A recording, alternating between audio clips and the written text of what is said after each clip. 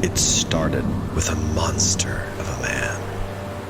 We hunted him across the seas. Into the storm. Then we fell. Now we are here. The sky twists. The stars are all wrong. We killed the man. But we're no closer to home. We left for different reasons. For legends. For adventure. For acceptance. For fame. For answers. But how do we escape? The Everstorm. Oh, we're on. Man, we're here. All right. Who skeezer? Who dis? Oh. What the hell? Oh, no. Hold on. Somebody even made it, and I forgot to add it. Just a second. Look at that. He's still a wizard. Yee, I'm a wizard. All right. Welcome, everybody. It's Skeezer, all caps. She's screaming. Spoilers. It's Skeezer. It's a trick. He's back. I'm lying. He's not. He's dead. Okay. Welcome to the Everstorm. Thank you for being with us tonight. Thank you for giving us your time. We hope to tell you a wonderful story. We're very psyched tonight. Where we last left off, the PCs returned to the colony after having given last rites to Skeezer at sea and dropped off the remaining gnomes who all sort of went off on their own way. And they met a dragonborn that wanted to speak with them, having heard of them. And the PCs begrudgingly took him aboard, finding out general updates on what had happened to the colony in their absence. One of the cooler notes of last game that I enjoyed is Fulcrum spoke to Vera, the pseudo-famous author from back home, and persuaded her to consider writing the Chronicles of Skeezer, that should they ever get home, there will be a book series about Skeezer in existence. So That's awesome. Anyway, I'll skip over the NPC because the guys wanted absolutely nothing to do with this guy. And so after he came aboard, they got rid of him and they headed north. And now that they headed north, they did notice along the way, ever so subtly, something seemed off with the ship's navigation. The ship seemed to keep drifting off course. Investigation yielded something wrong literally with the rudder. And when the whole team coordinated to find out what that was, Kodo, while in the lower hold, saw a face come out of the wall of the ship and proclaim the ship as mine. Oh boy. And so here we are at game 15, technically 44, Adrift. 30? So, Kodo, It's 40. I'm going to switch maps, y'all. We are going to jump to this map right here. Oh, I can see that one. And this map right here, the grid is actually situated in a fashion that is...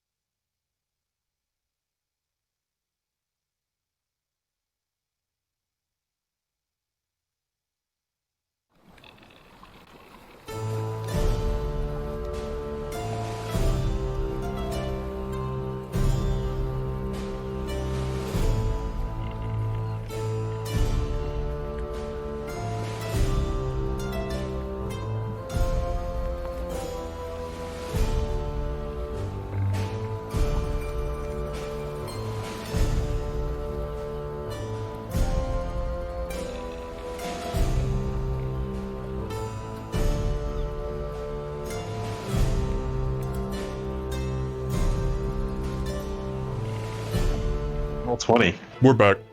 We're back. Hey, We're back. Maybe they can hear us this time. Yeah. the important thing. How about now?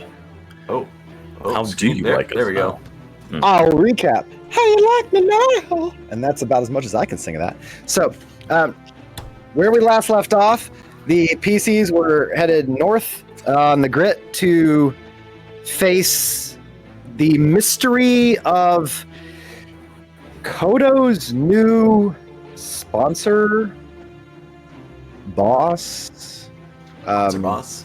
It's Coca-Cola. It's I dare not say patron because that has a very specific term these days. But in old school terms, yes, to a degree, patron. And so the goal was to head north and sort of face what could be learned from all this dragonness that Kodo's been dealing with. And the ship got off course repeatedly. And final investigation of this revealed a face that peeled its way out of the wall right in front of Kodo and said, "This ship is mine." So you are now looking at a battle map of the full grit, and Kodo, I don't know if he's already on there, but he should be. Is there anything else? I see Kodo at the very bottom of the map. Oh, okay. Then I'll He went to the bottom of the ship. Bottom floor. There we go. Oh, boy. Okay. Oh my goodness. What is Let that me thing? let me switch stream over, and then I'll have to update the overlay because Zoom in on still says that guy. Skeezer. Oh my god. What is that thing? I'll put it big on the screen. Yeah, I Well, just I'll zoomed do. in on it 250%, and that thing is horrifying. It's pretty gross. I can't do that. I can't do that. I'll do. What will I do? I'll do something. Is what I'm going to do. It's a technical term. It's very technical. Do something. I'll make a little clone of him that's quite the big, so you guys can see what he looks like. So literally, Kodo, you see the wood warp and peel back, almost like it's cardboard. And inside the wood, Nope. That's you. this thing pulls its way out of the wall. Gross. Yeah, Like that's he's going to just the that's dentist. beautiful right there. It's like a freaking horrifying plant version of where that train show was.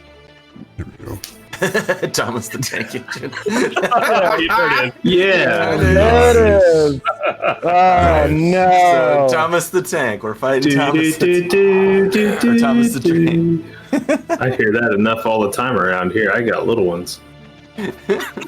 Sorry, Levi. You get now we can narrate it. Now we can narrate in George Carlin voice. Or Alec Baldwin or Ringo Starr.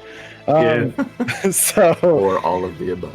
So I was so proud. I was like, it's just a little creepy face. I love it, and I slapped together, and boom, here we go. Now It's super creepy. it's now been incepted, and now it's Thomas. Well, Man. all we have to do now. We just now have to. That took We a have to minute. That took a minute. We have to get it to form on the front of the grit, so it can be the face out the front of the ship as That it's. would be amazing. All right, That's where we're putting it Kodo. after we kill it. We're putting it on the front of the ship. So Kodo, this thing is leering at you. What do you do? I'm down here at the bottom by myself. I'm assuming, right? You are. I know what I'd do.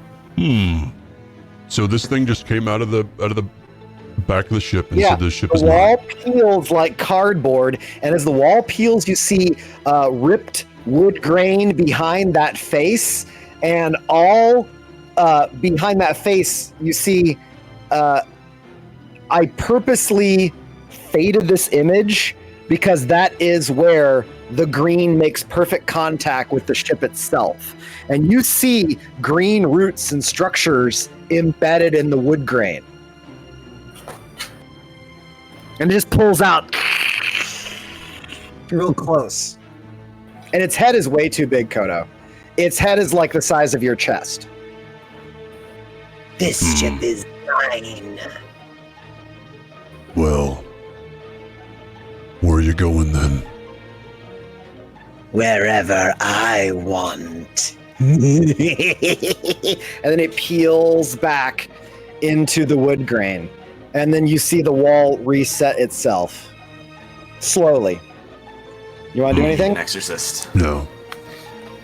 No? No. Okay. It seals itself back up. And after a couple seconds of you looking, Kodo, it's... If you hadn't just experienced that, it looks like nothing had happened. The walls are back to normal. Give me a quick wisdom check, Kodo. Mondays, 10 p.m. Not that we don't have Luke Gygax on the show this week or anything. That's pretty cool. How was that? It's like this is a commercial break. Luke Gygax. Monday night. He rolled I a totally 20. nat 20'd. Oh, first roll of the night. First roll of the night. I should have Crit, been top roll. Air Laser's like murder it, Kodo, nat 20 crit, and I did. That's So- one in the bag. Yeah, That means yeah. that I got a 1 waiting for me. I said right. that 20 already. All right. Yeah, just taking inventory. Yes, that wasn't a hallucination. Standing here, you take a deep breath, and yes, the air's more floral than it was before. There's almost like a thick, late August. There's a late August mugginess to it. Like the whole bottom of the ship smells like a field after rain. It smells like earth and stuff. Okay. Gonna have to get that toad out. Gosh, you're going to have to silence your phone there, Dustin. I'm working on it. Hold on. There's a lot of different volume buttons on this thing. There we Chat's go. commenting. And the cricket, I know. Yeah. Oh, I know. He's not doing push to Cricket's talk back. tonight, and you could tell. Here, hold on. I'll switch to push to talk. I'll fix it. It's okay. We're gonna fix it in post. He just keeps pet crickets in. Ogle's gonna rehire his pet frog Sprocket to take care of the situation. I found Sprocket out back. Like it was already out there. All right. All right, Kodo goes up to the top deck, which I can't move myself up there. Okay. Oh, are there like walls blocking you guys? Yeah, I can't There move. shouldn't be. Yeah. Okay, I'll undo that. You go ahead and discuss and whatnots. If you guys want to be off this, tell you what, I'll keep it on this map just in case shenanigans.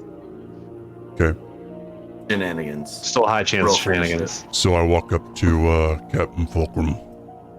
Movement is no longer restricted. You guys can move as needed now. Wake just changed. It's weird. I found the issue with the ship, Captain. You did? What? Yeah. What's happening? There's a plant person that now is living on the ship.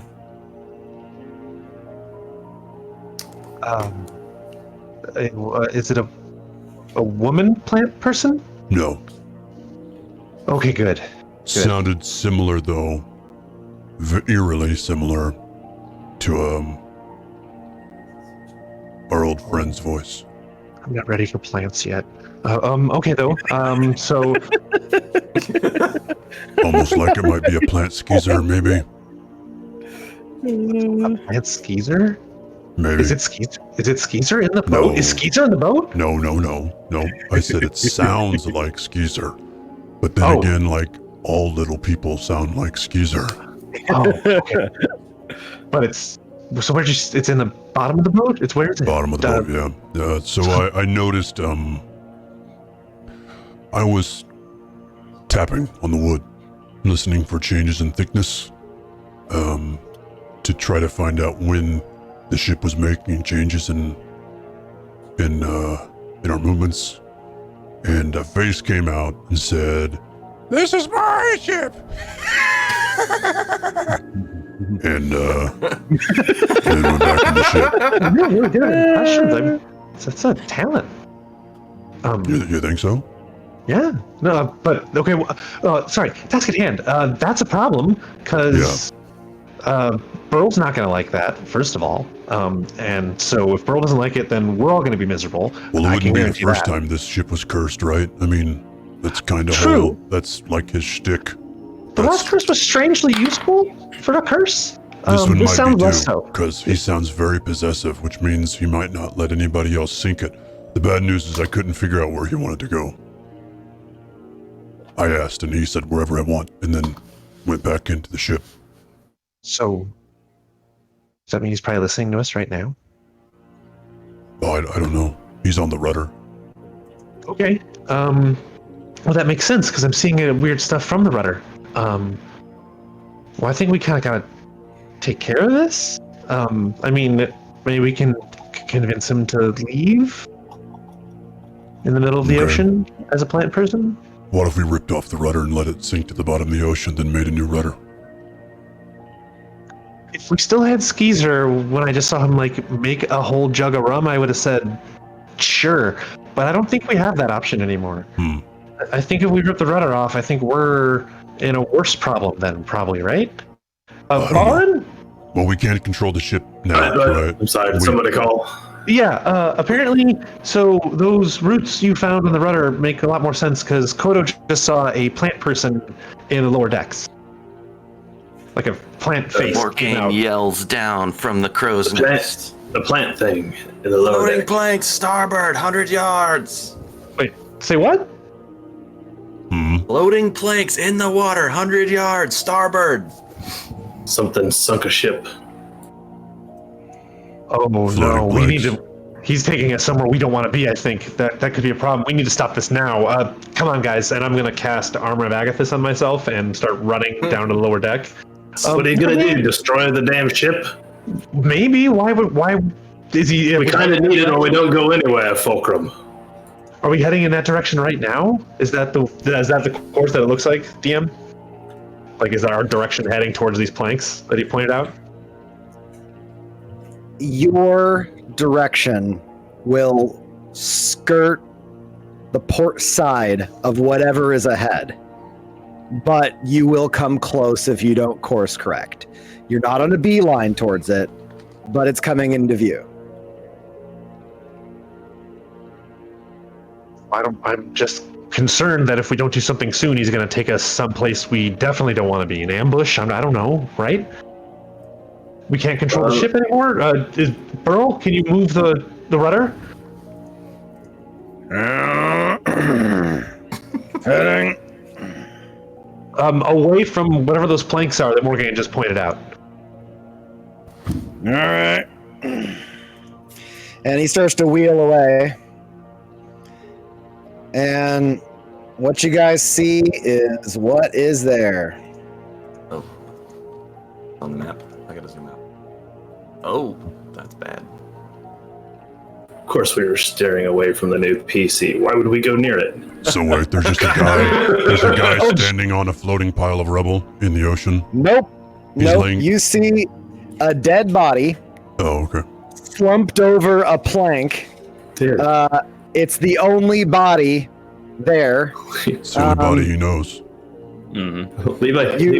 Levi killed him in his background. That's awesome. You guys He didn't even rate for game one. Like rolled like 2, 2, and 2, and it was my death saves. You see more of a large, wet overcoat, crumpled hair, waterlogged limbs just listlessly rocking in the waves.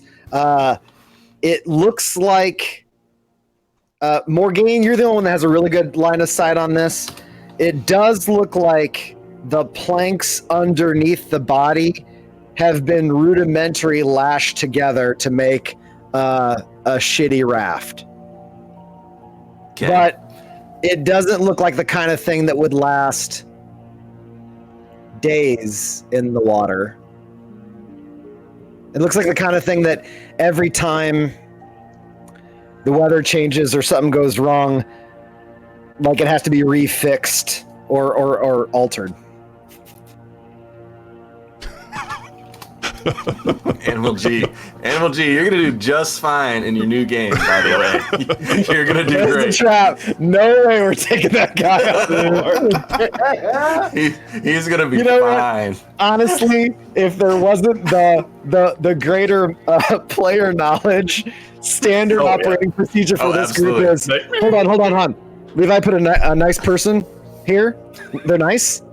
Spy, kill him. Kill him now. Dude, honestly, it would be like headshot. I just headshot him from the crow's nest. We just drive on by. Yeah, How do we you just know want to make that's sure. not the man in red? He has the same clothes. It could be. It could be. He Looks was pretty similar, only last not time. red. Yeah, Pretty you see similar. the last couple pieces of wood that he's floating on. I trust this guy with my life already. I say bring him aboard. Is there any rope up in the crow's nest? I walk next to you and put my hand next to your shoulder, and the same glimmer that appeared on you when you cast Armor of Agathis now shimmers on me. And I look at you. Interesting. What was that? Did you copy it? Are you copying me? Maybe. That was interesting. You guys see chunks of ship ahead, and you see about a 10-foot by 6-foot hunk of hull, and in it, in addition to smashed wood, you do see two, and this again, Morgaine, this is you, two gouge marks that look like a large slashing weapon of some type. Lateral marks. They are about... Oh, go ahead. Go ahead. I was going to say, is there rope in the crow's nest? Yeah. All right. We are attaching some rope. We're tying it to the mast, and then we're shooting the body. arrowing the other one. Nope. We're going to shoot the raft. Okay. We're gonna bury it deep in that raft, and then we're going to tow it in. Okay. Just... You see Morgaine pull back, and it lands in the raft, and he starts reeling it in. You guys now have this body. It's slamming up against the deck gently, or up against the hull. And Slamming against it. You can see it's humanoid, maybe 5 feet 9 inches. Tough to say. Do you guys haul it aboard or just leave it? Fulcrum's gonna get on the rope and scramble down to check and see if he is actually breathing. Okay. Give me a medicine check. You got it. Oh, it's gonna be good. It's gonna be a nat 1. It's gonna be a 9. It's tough to tell. There's a lot of motion. There's the water. There's the temperature difference of being in the water. There's all this wood. It's tough to feel if he's breathing at all. His head is not in the water. You can dunk him and find out, but you don't see his chest actively moving. But again, it's tough to tell if somebody's breathing unless everything around them is not moving and their chest is. You're in water. It's like it's nonsense right now. Concerned and not knowing any better, I will cast Healing Hands and heal him for 10 hit points. And be like, all right, I need some help getting him up here. It's kind of heavy. I'll pull him up. He's a fatty. Okay, you guys pull the fatty on board, and after you do the heal, you see a little bit of water, and then a cough, and you have the mic.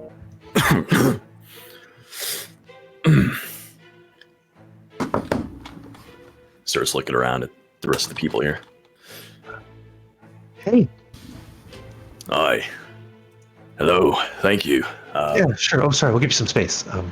No, it's fine. I'm appreciative of the company. Been out on the boat here for a couple days. I guess I blacked out. Yeah, we thought you were. Well, I thought you were. Glad you're okay. Hi. Yes. Well, hi. My name's Sid. Previous captain of the Eternal Dawn. I'd take you for a tour, but well, looks like not much room for you to come aboard. Sorry to hear that. I'm Captain Fulcrum, and I tip the hat I now wear.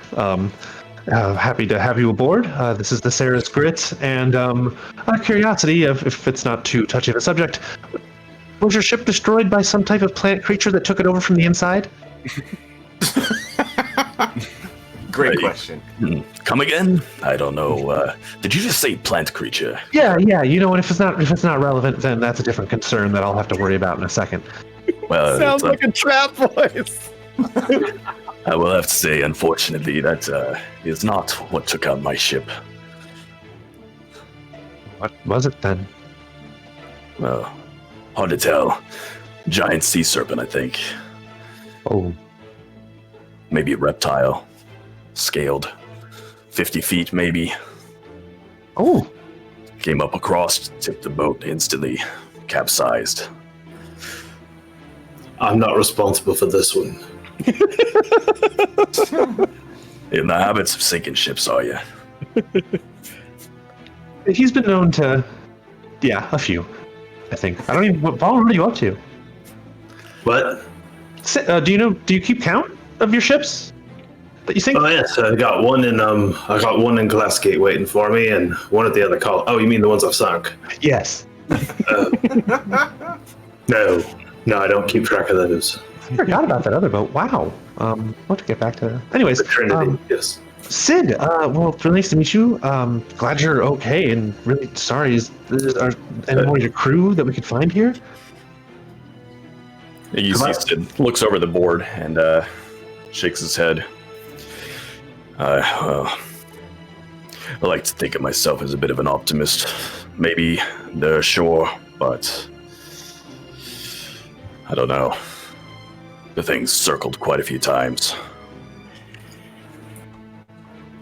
More importantly, what was your cargo? Believe it or not, we're on exploration. Just came out of Soraka Blaze ourselves. Did some trading there, but the boat was mostly empty. We were on our way up northwest rather.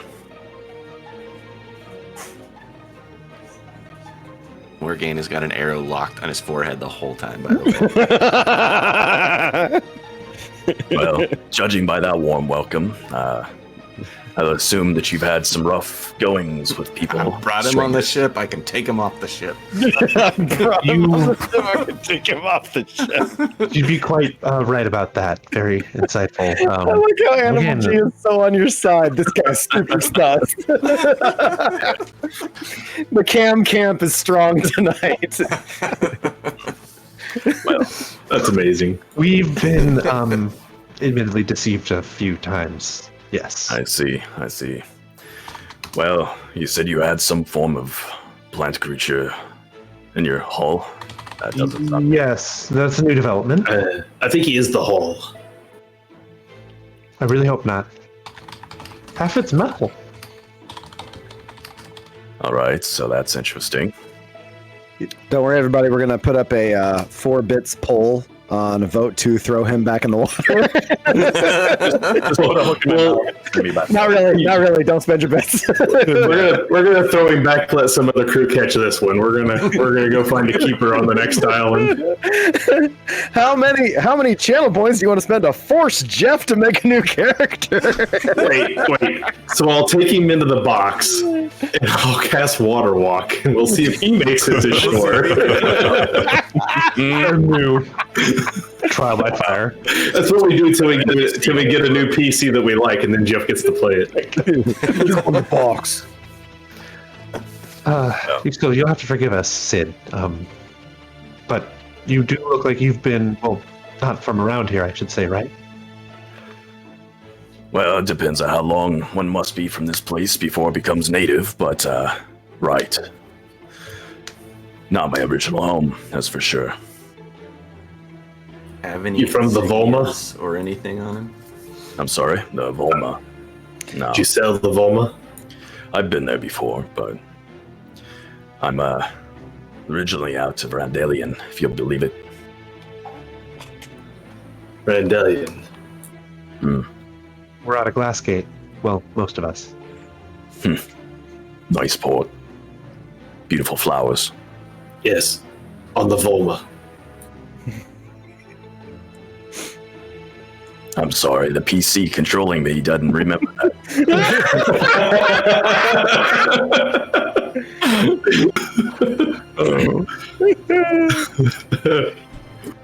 Insert correct information wherever.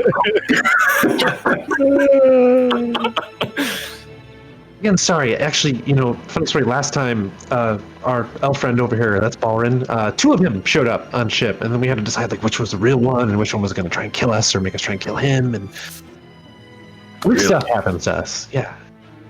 So again, sorry about the arrows and the distrust. But the saving you, we also did that. I haven't overlooked that. Okay. Honestly, distrust is probably a wise course of action. In general. Sid, give me a perception check. Okay. I know what you're perceiving. I don't know why that rolled with advantage for some reason, but Presumptuous, Sid. Jeez. is that sheet set up to roll automatically with advantage? Yeah, actually, when you make a new sheet for some reason, I've noticed very recently, Roll20 auto sets it to, for whatever reason, roll advantage. If you show up, always kill both. Do you want me to just re-roll or take the first one? Just reroll. Just reroll. The first one was the better one. Not bad. No wonder off that. It was like, I might know. You see that the crew member up in the crow's nest has an arrow pointed at you. And right here, you see just poking up out of the hole, you see a tiny head.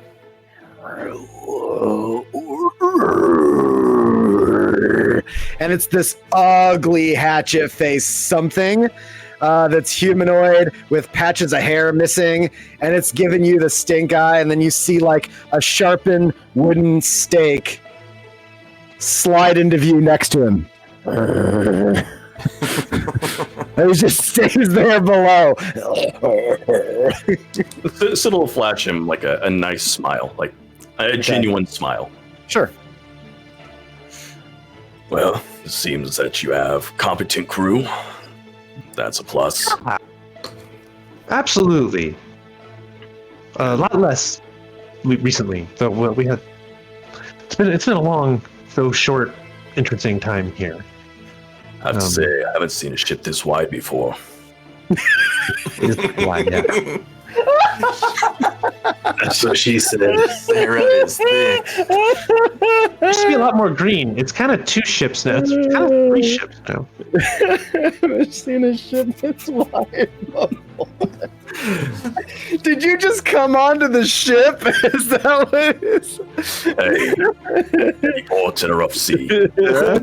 He's a captain between ships. So Well, boy. It's a pleasure to have you aboard, Captain. Can we get you some clean clothes, food? Do you want us to take you back to Siraka Blaze? To be honest, if you could take me someplace, I'd appreciate it. Not Siraka Blaze?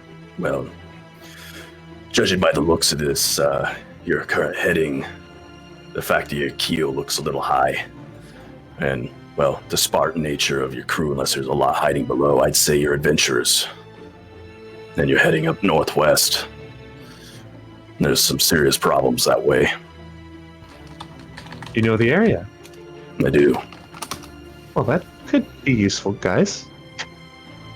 all right, fine. Bauer hands him a bottle of rum. Drink. Now I'm talking. Now we're talking. This one, he's got some goods. Thank you. And I'll take a drink with you. Sure, you're welcome. But yeah, be warned. Something might pop out of the floor of the walls and try and kill you. Captain. Yeah, Lindell. Former Captain wants you know, I also turn this one off. Oh no, he's okay. He seems to be all right. He's from Medallion. He knows the area up north where we're heading, anyways. And and then he looks. You see Lindell side eyes Balrin. This one is staying aboard. Hello. And he looks back at you, Captain Fulcrum. Yes. All right. Yeah. So I don't think these decisions are up to me. Welcome aboard the Sailor's Grit. You don't understand your good fortune today. I believe I do, actually. It's nice to meet you, and I believe I do understand. It seems like you've got quite a history. I guess we do have kind of a. I haven't really thought about it, but yeah. Well, I will put you at rest. I have no interest in taking command of your ship or you sure? anything of that nature. Okay. Unless it's a wish of yours, I guess. Oh no, not really. Well, I wouldn't be so presumptuous. But this is good rum. Yeah, is that from the barrel? It's the only rum. Well, count yourself lucky then. I mean, the one that's getting towards the end. I'd like to make sure I have some. Yeah, Malice, it is exactly like that. I feel like I'm in an airlock just waiting to go. Everybody's all like, watch his hands, watch his hands, watch his hands. Like, Caster! And then he just goes overboard. It's going to happen. Yeah. It's gonna be that. It's gonna be that scene from Deep Blue where the shark just comes up and eats the worker. Orin's gonna activate those and walking along. Yeah. Speaking of spellcasting, noticing he's just like waterlogged and nasty looking, he's gonna push his hand through his hair and cast prestidigitation to auto clean and make himself look pretty. Nice. Make himself look clean. You guys see his one hand goes through, the other hand does like a couple small finger gestures. It's in the nature of cantrips to be less dramatic in their hand gestures usually, because they are a simpler task. And you guys suddenly see his hair immediately dries and then the clothes sort of like raise, flatten out, and lift off a little bit. And they're less glued to his skin. He's shaking it out, and you see a lot of water just immediately like soaks itself out and hits the deck of the ship. Ooh, nice trick. Resonana loses arrow. That's canon. He wrote it. He wrote it. It's only canon if it's in Roll20 chat, not in stream chat. Cam, you be careful what you're writing over there. You wrote Luce's arrow. No. Make sure you know which screen you have clicked on when you start typing. So then I have your name, Captain Fulcrum. I have his, Bolrin. Good to have a drink with you. You up in the crow's nest with the good eyes. That's Oh, is it okay if I tell him your name? Morgaine. He yells down. Morgaine. I like it. There is also a shapeshifter after us, so you'll understand his extreme suspicion. Shapeshifter, you say? Well, he can change his appearance, though. We're pretty sure he's a devil. Say again. Oh, a devil. We're being chased by a devil.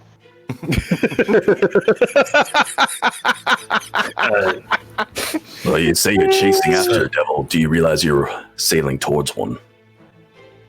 Kinda. You mentioned that a little bit, Kodo. I thought we were sailing towards a dragon. Dragon? Well, aren't you ambitious? Well, why don't you tell us a little bit of what we are sailing towards? We haven't been up this far north yet, to be honest. Strangers to the new lands. Well, I could tell by the way you're dressed you're not prepared. Up that way it gets mighty cold. Oh, you're under the assumption that I'm not prepared. Oh, well, I'm not prepared. I got. Well, of course you're not prepared. Well, at least that makes one then, but the rest of you, you're sailing towards a few locations of interest to me, and likely to yourselves. There's directly west of us is the volcanic island over there. That one has got an interesting character afoot. You can play many things in those lava pits. And further northwest, which seems to be the way you're moving at the moment, well, that takes you to the Rust Gate. And that's a mighty cold place filled with giant bird people. I Barbaric. heard something about that. Yes, nasty types. Soon kill anyone they come across. And if that wasn't enough, you've got the air elementals everywhere. We've run into a lot of water elementals so far, but not airs. Mm-hmm. Well, and if I hadn't hinted enough, that's not the only trouble in those places. There's devils to the north? Those devils is an understatement.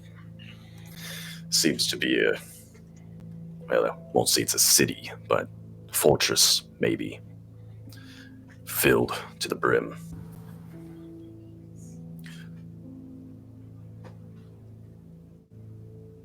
What about this one over here? He hasn't said much.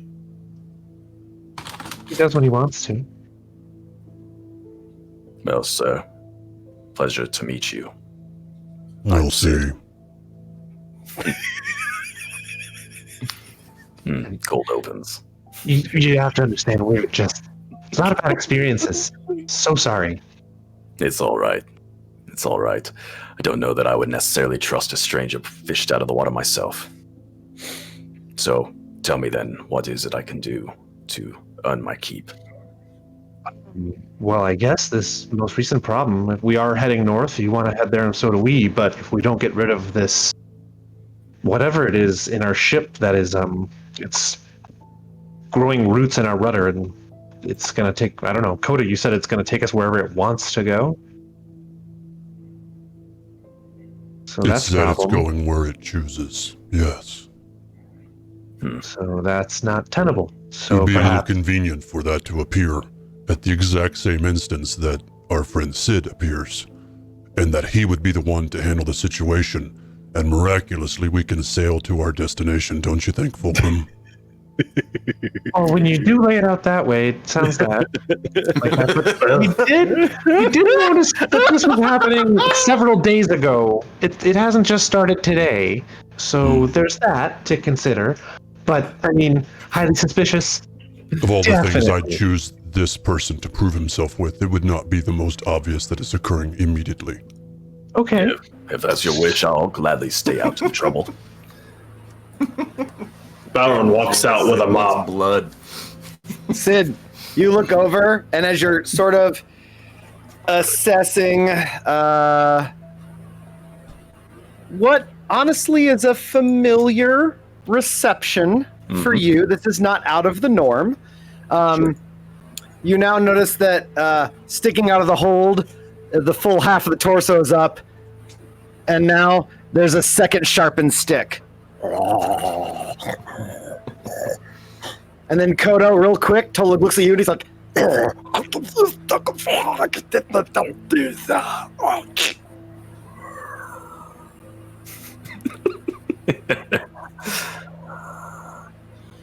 and maybe that was Dwarven. This is either a fugly gnome or a dwarf with mange. There's whole patches of hair that are just missing.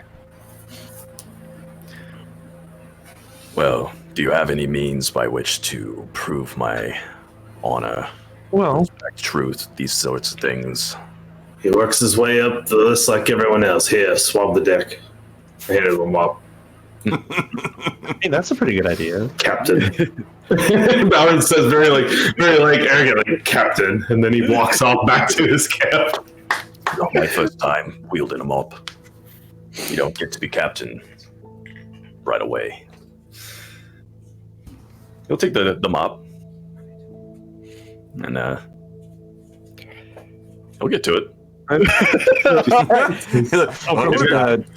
You guys start swabbing. We're going to sidle up next to Kodo and kind of under his breath be like, so instead of asking him to fight the thing, should we use him as bait? I still am suspicious of the timing, Fulcrum. Well, yeah, that's why it's the bait. But what if that's what they're looking for? Oh, okay, yeah, I suppose. So should we just leave him up here and we'll go handle it? I don't know. Something seems very odd that he lost his entire crew, yet the captain survived. I don't disagree, but I'm not really sure what else to do. And I don't think we can really... Do you think Burl would have done that? Brought him on board, or... Do you think Burl would have been the only survivor? Do you think you would do everything within your power to save your crew? Yeah. Oh, I know I would. So I'm a little suspect.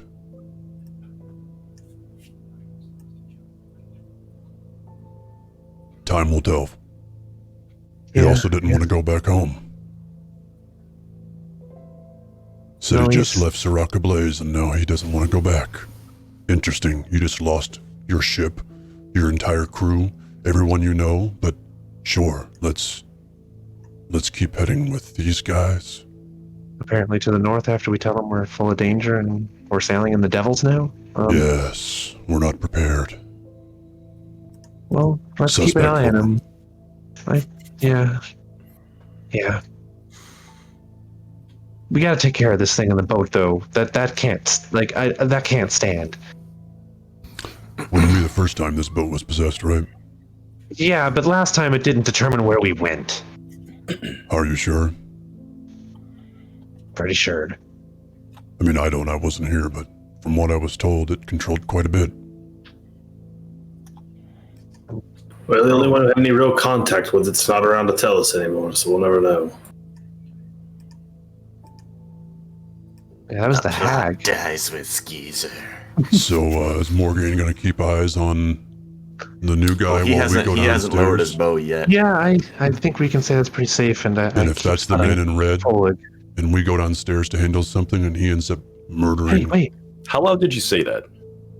If he's the man in red. Perception check.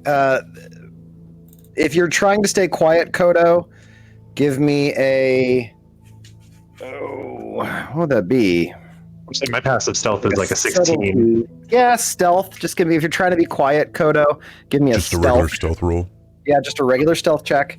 I'll go with my passive. I was just trying to be casually stealthy. You have passive stealth? Yeah. Yeah, well, yeah, if you don't tell me... Basically, like take. Well, no. Passives are more of a defensive, so I would never necessarily consider stealth to be passive. It's DC trying for to be me. stealthy or not, you know. Okay. Well, I rolled a 9, so. Yeah. My voice carries apparently. His voice does carry. I'm talking about the man in the mirror. Kodo, can't you tell that? I've seen you spot devils around here before. You've looked at me weirdly enough more than a few times, so why not give it a look right now? Make sure. I don't know that I saw a devil last time, to be honest. But I will try.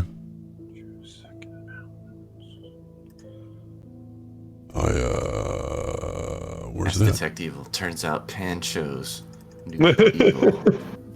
Damn it. Damn it. Kick I'm him about off. to give you guys a new legend, so you can tell distance and time. The hidden temple. Because distance and time is awful in games all the time. It is absolutely awful all the time. So I activate Divine Sense then.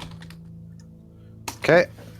Lets me the location of a celestial fiend or undead within 60 feet of you. Okay.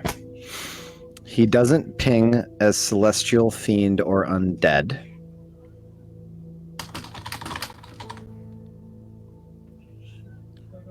Have a noxious odor?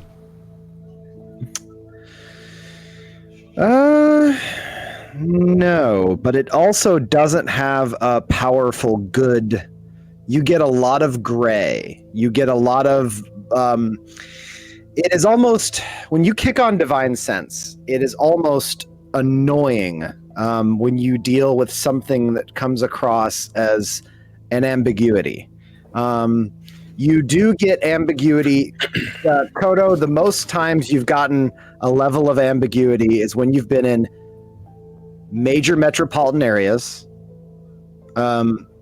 The few times you were around the pirates, you actually, the majority of the pirates you've been around didn't ping evil. They just pinged nothing, really. Right. With hints towards evil, but more like a sour smell, not a noxious sulfuric sense, more like a smell like old sweat and sour skin. This guy pings as a little bit of a off smell, like a slightly acrid acidic smell, and also he pings a little bit as a smell that keeps changing. So at first it smells vaguely like a hint of like fresh grass, and then it smells a little bit like wet earth, and then it smells, and then you're breathing it in because you can't put your finger on it, and then you smell it again, and it actually smells like damp cotton, and then it smells like sawdust. And not a good sawdust, like a damp, like somebody let it sit and sort of ferment. So it's kind of all over the place. What about that last part? I actually never read that before, that it shows objects that have been consecrated or desecrated. Do you have any like specifically evil or holy type items on him? That's new. I actually never read that before. That's cool. He has on him something in his pocket that's been consecrated.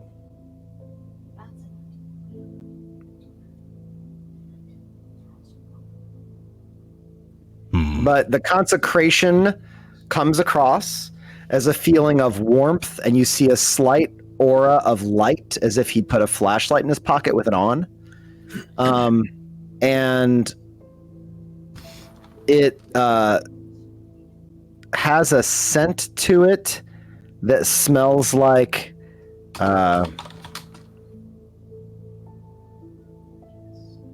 the cold, not quite metallic scent of a stone quarry. Like wet stone is kind of what it smells like.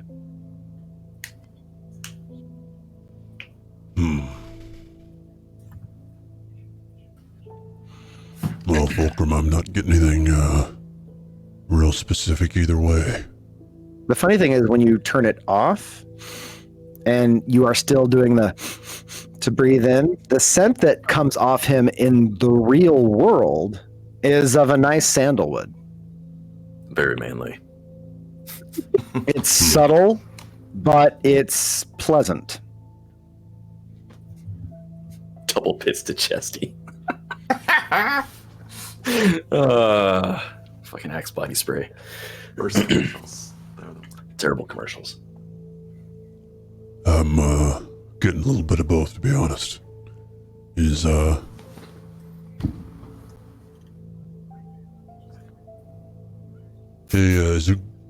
moral gray man. Okay. Well, I mean, got a lot of those on this boat. Have you pinged that on the rest of the crew before? I probably haven't focused as much, to be honest. Okay. Always looked at me weird a bunch of times when he's done that before. I always poke at Fulcrum. Yeah. Fulcrum is hard to be too close to when you turn this on. Because you get incredibly strong floods of both that come in conflicting tides. It's like the smell of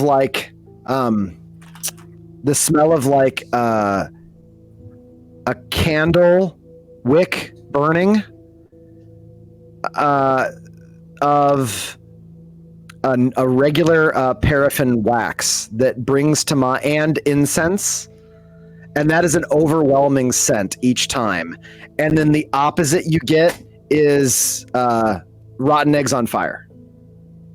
And it's like you breathe in one, and both have a flame, but one is a pleasant and calm, and it's a scent that seems to recede from you and not impose, and the other one's a full-on assault. He's actually the worst one to stand near when you turn this thing on. Fulcrum, you just get a weird sense of, you get sea salt always, and then amidst the sea salt, sometimes you get the slight stench of... Bowron, you mean? Did I say Fulcrum? You did. I meant Bowron. Yeah. Okay. From Bowron, you get a slight stench of like a faint smell of rotten fish, but then also at times you get a strong sense of strong sea air that pushes the salt smell right to your face, like bold, strong, intrepid. It's bodied by Bowron. Bodied by Bowron. And since we're doing everybody, with Morgaine, you always get the stale smell of beer soaked into wood. The smell of like fresh chips. Everything from Morgaine is always a tavern smell or a crowd smell. It's the smell of like being around a festival or something like that. Which is funny, and because lately, that's actually what I have for my scent, essentially, that I run. It's called My Dear Watson. It's a blend of citrusy, refreshing mint, woody cedar, and rich suede leather. It's what I run in my little You can't say dick. The stale smell of dick. Oh, man.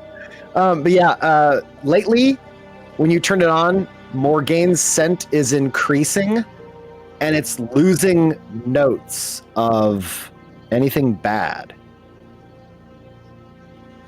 Like, now that you've pinged this to read Sid, for the first time, you get the scent from Morgaine of, like, fresh popcorn. And, like,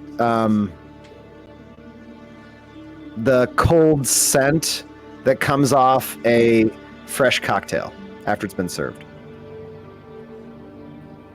Okay. See, I already made Morgaine better. Wasn't you. You can't take the credit! It's like, it's getting so much better, guys. I will end you. Well, I can't see either way, so... And now tonight on How Everybody Smells. Yes. Next Everstorm will be in 4D. You'll get smell-o-vision with your... Smell-o-vision. It'd be so cool. I'll see if I can incorporate Every that into time Tim Streamlabs. talks, it's like, You got 2 weeks to figure that out, Clint. No problem. No pressure. Production value, figure it out. 10,000. Clint's got this. Yep. While swabbing the deck, Sid's actually going to go to this side and look over his boat kind of longingly and a little bit of sorrow in his eyes. Oh, now he's sorry. Yeah. Bowron walks over to him. Who could have known Kodo would be the hard one to win over? Oh, yeah, do it again, right? Bowron walks over to Sid, looks over at the wreckage of the boat, goes, "Is it your first time?"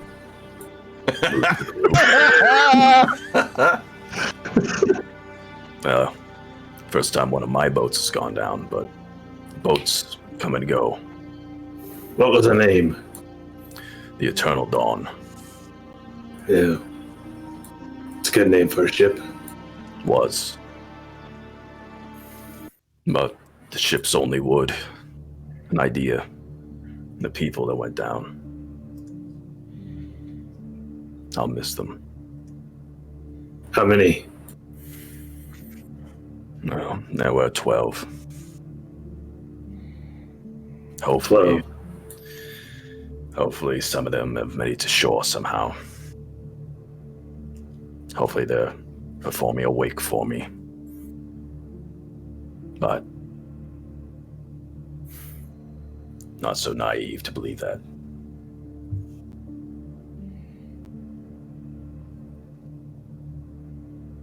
Baron will use the cantrip Druidcraft and warp his Circle of the Coast spiral into 12 of the boards of the ship. Nice. Like it. You guys see the dead wood start to fold itself inward, and you see, as if carved, etched lines form, but instead of carved, more like worn, like the wrinkles in the roots of a tree. And you see a circle form itself with something that vaguely looks like a fat end crescent moon, possibly a crushing wave. It's very primitive looking. It looks more like a half moon inscribed inside of, or sorry, like a half of a crescent moon inscribed inside of a circle. I assume I wouldn't recognize it. Give me a history or nature check, whichever. They'll both give you slightly different results. 28 on history, apparently. You do recognize that it is a symbol used by druidic orders, and druidic stands out because it's extremely simple in its design. And it's also then hard to decipher because, almost like kanji in calligraphy with the Japanese, a slight variation in a mark actually does make it an entirely different word, and druidic is deceptive in that way because it seems like simple geometry and slash marks in its design because it's always meant to be carved, but something slightly off could mean something different. Your best guess is he's marked it as belonging to some sort of god. But that's also hard to interpret because gods for druids aren't necessarily the way the clergy orders and disseminates amongst the different gods. One of the old ways, I see. You're muted, so silent in your worship. Still muted. Very, very. You're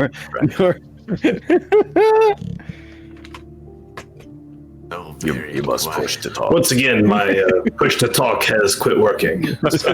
You're muted. So now we're back to live. We're back to live noisy Baron, where you hear everything that goes on in my the crickets and everything else. It's all for the ambience. But as I was saying, these are foreign waters, but they still belong to Elas. Well, there's few things that seem to be consistent. Not very many. May she receive your ship and your crew well. No. There's worse fates, I suppose. Yes, this all happened to a old friend of mine. Another captain that we had come aboard. He was taken captive by one of the blades, the Tulua. Had to serve as an emissary under the waves for years before we found him. Unpleasant business with those Waven, eh? Unpleasant indeed. Hey, thanks for the follow, Otter Queen. Otter Queen of the Stone Age. What a great name. Stone Age. Yes. Thank you, Otter. What a great Fantastic. Thank you for your time. Good stuff. We hope to entertain. Thank you for joining us. This has been awkward introduction of a new character. It is. I'm thoroughly enjoying it.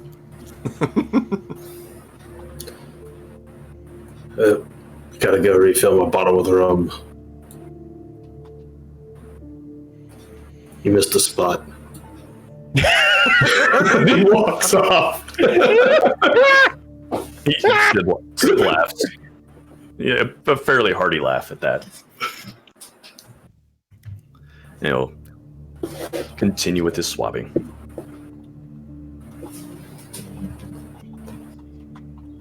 I'll keep an eye on what's going on up here, I guess. I guess I'll go down and take a look down there. I've got, I don't know, maybe a half hour of this armor left, so might as well go put myself in harm's way for the ship. Captain For the Falco. ship. Yeah, for the ship. Yeah, Sid. Best of luck in whatever comes your way. And I'll give him an inspiring word or whatever it's called. Okay. Bardic Inspiration. Bardic Inspiration. So you got a D8 saving throws. Inspiring words is special actions. Y-hander, Jeff. You get your system. Yep, I am. That's a threat. Get him. It sounded like one. Now wait. Now did he just give Captain Fulcrum a buff? Do I recognize that something's happening right now? Do I see this? Lose the arrow. Can I tell? I don't know. I mean, you're practically not a bard, so you would know. Yeah. You would know if another bard's in there. Right, yeah, right. Give me a... Yeah, just give me a wisdom check. That was so inspiring, by the way. Best of luck, Captain. Thanks, Sid. It really gives me good pep talks. Thanks. You gotta like saunter around. That's no idea, Morgan. Sounded like a threat to me. Kill it with fire. It was a threat. Sounded like a threat. Sid, I sent you a thing. Oh, okay. A thing with some stuff. Wisdom. Saving throw or check? Check. Check, baby. 1, 2, 3. Wow. That's stupendous. All right. That's the number. A 6, apparently. Quite wise. Bowron is by far the most trustworthy on the ship now. Somehow. Yeah. Question. It's always been true. Everyone else is just finally catch up with the curve.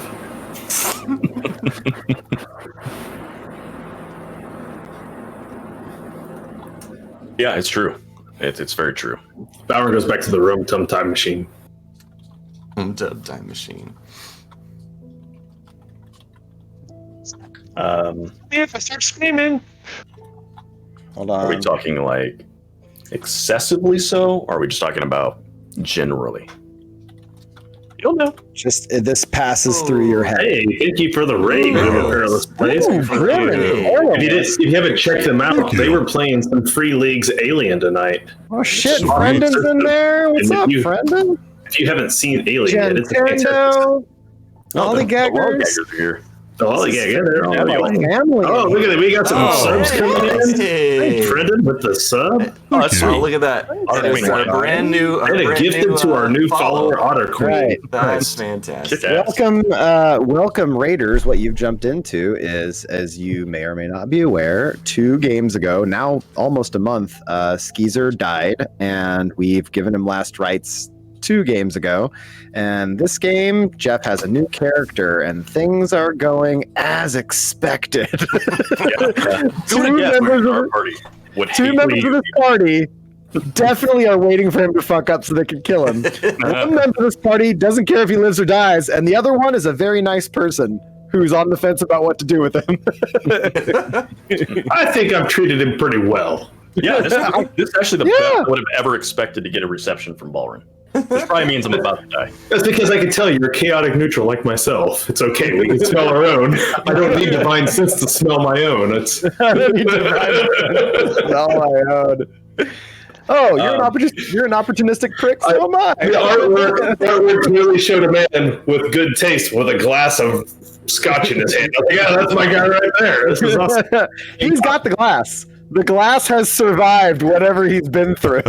That's right. He lost everything else, but his glass of brandy made it. So He's got the tumbler. That shows priority right there. I love that Air Laser says Ballroom respects other people who crashes boats. That's right. That's true. That's what it is. That was a damn good crash you had there, son. It's like a little wink and a nod. I see you. Yep, been there. Yep. It's a damn fine captain right there. Look at that. Levi, my personality trait's the reason why I'm going to be role playing the way I am here in a second. Okay. Oh boy, give that. Where is Kodo? Is he going below decks, or is he still up on He top? is going below, I believe, with the group that is going to deal with whatever's going to be dealt with. So I will jump over here to this mappy map because who knows what'll happen. You guys below, all stroll below decks. The ship creaks. It has its normal rhythm and subtle symphony of being on the ocean.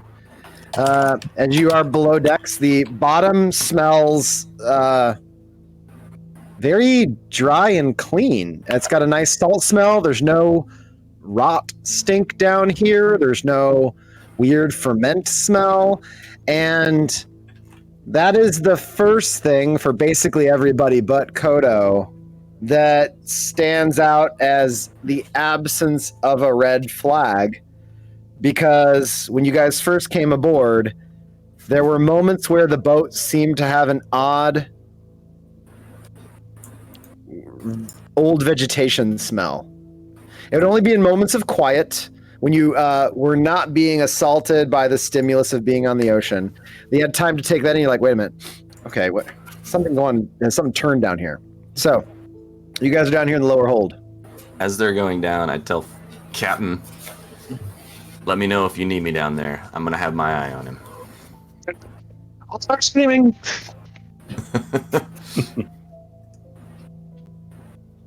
So all right, down from the crow's nest, and I'm just gonna always be on the opposite side of the deck from Sid. I won't have it pointed at him, but I'm always gonna have an arrow knocked ready.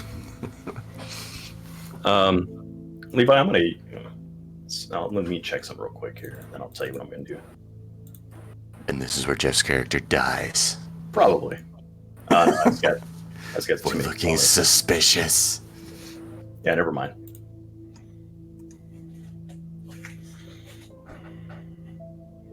All right. Is there a dark secret thing I need to know? Okay. No. You guys come down to the hold. You wait. The ship rocks. It's fairly clean down here. Nothing seems moved. What do you guys do? Where'd you see it, Kodo? Sorry, Kodo's typing. There's a lot of dark secrets going on, chat. No, there's no dark secret. That's in Twitch. Sorry. That's just a fact. Yeah. Well, right there. Towards where I assume is the back of the ship here. And, peer around with my peepers. Give me see if I can put my hand up against the wood. Give me an investigation check. You got it. That's gonna be awesome. Natural. You investigate. Look at you. Investigate. No bonuses whatsoever. That was a flat roll. All right. You found it. You really get in. You look at the wall. This area where Kodo has mentioned, nothing catches your eye at first with the way the planks are all laid out. So you get in close. You look at the little grooves between planks. You check the sealant, and then you notice all the sealant has a slight greenish tinge. You come over here to the corner where you recall there were some areas over here where the wood was dented and gouged, and that wood is now repaired. And the new areas of wood are fresh. And one is growing a tiny bud of a twig. And then you find another one over here as you're poking around. And it looks like fresh out of winter, when a tiny little twig is starting to grow the bud that will eventually be leaves and or further branch growth.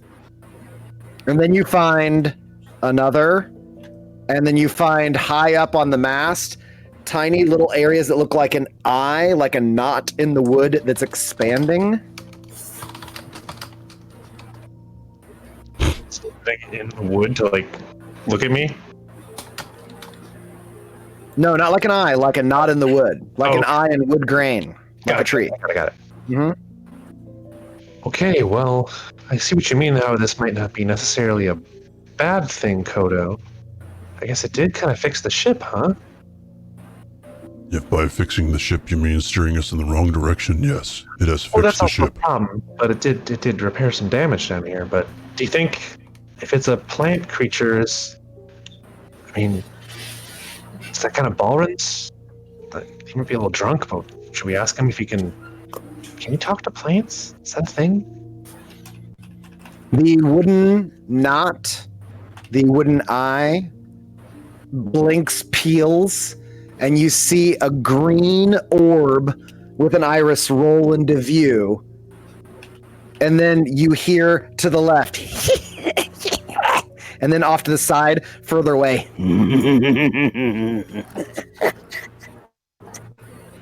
And then you see out of that center mast that you know as a load-bearing mast goes all the way up to the top. Oh!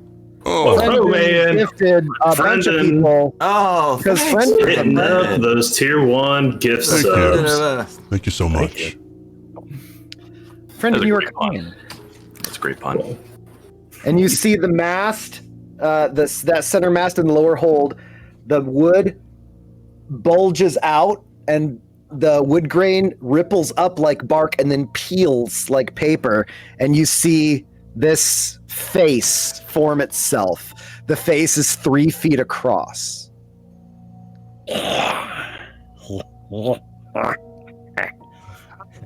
Is he behind us? Yeah, right here. Yeah. My name's Cat Fulcrum. What's yours? A secret. My name is Sarah now. So you want to join our ship? I am your ship.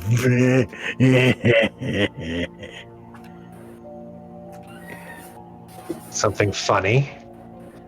Yes. You're all alive because I let it happen. And I guess thank you. Do you You're intend to... welcome. So what do we owe such gracious behavior from you? The great guardians from on high see that you're so special. I've been sent to watch over you. I've had time to get to know her. She's very giving.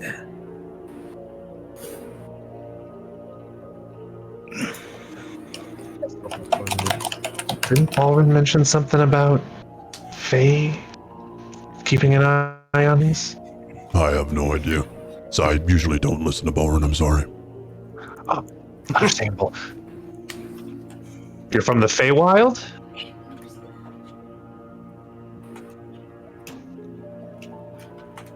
I'm not from many places. Not.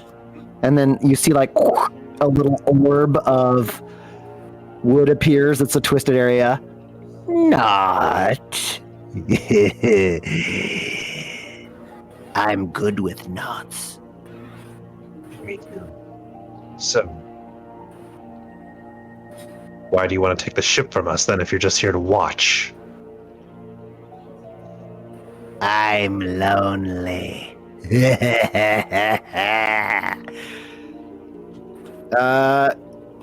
Let's see here. Okay.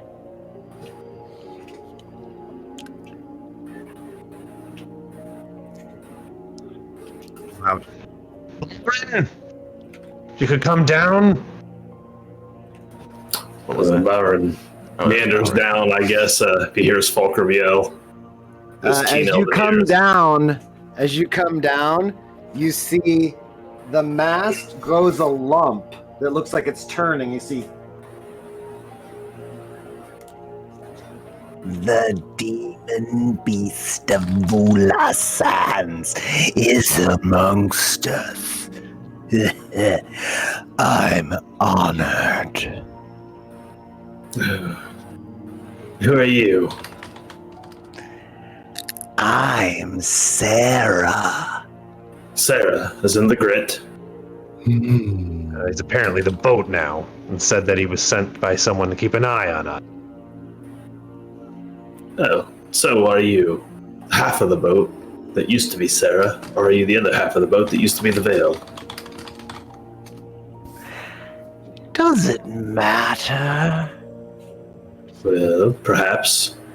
Because I vaguely remember the resident who was in the boat before you. Her name was Sally, not Sarah. I don't know a Sally. You have a rival. She'll come back for the boat eventually. I welcome her to it. We could sit down, have a chat. I don't think she was the chatting type. Oh, then we will have a discussion. We'll have a game. We'll have a play at odds. I do so like games. So what sort of games do you play, boat? Games of loyalty. Loyalty? When games of many sides come and the seasons change, one wonders if you back the correct side. But then the foolish mortals come in and always choose the wrong one. Well, you'd be pleased to know that this group of mortals doesn't seem to choose any sides. Except that's not true. I bid you adieu, gentlemen. I'm sure you have many things to do. Wake not the dreamer. And it goes back into the mast. Well, do you want me to exercise it? If you can. Drop down and give me 20. You're not going to stand for this thing not letting us to the dreamer. All right, made it pretty fine. clear, huh? I'll do what I must. What I must. This is the part where Ogle pulls out the spell that fixes everything Just in one go. removes Thomas the Train from the Like you hated ninja tricks. Yeah. Well, Is the the name of that fix? I'm making real big. Let me read this. I have to make sure it's right. I'm gonna make him bigger just so everybody can see. He's not that big, but I zoomed in. Okay. Okay. I will zoom out. Since I'm not positive if this will exactly work, but I want to try it. Well, I don't know if we can. Conjure woodland beings. I can summon a fey creature who's a woodland creature to my presence based on challenge rating.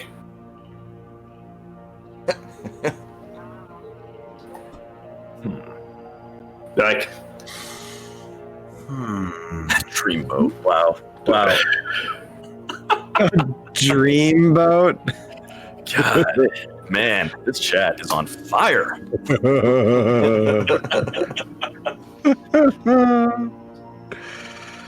Okay. All right. What do you want to summon? what I want to summon? Because the way this spell works is it's going to pull a creature from the Feywild. Okay, so because I know this, because I've met this one, I can't pull him. Yeah. The nature is it's random. Oh, it's random. Okay. Well, in that case, it'll work. Yeah, I don't think I have anything that'll pull him back out then. Short of just a simple charm spell.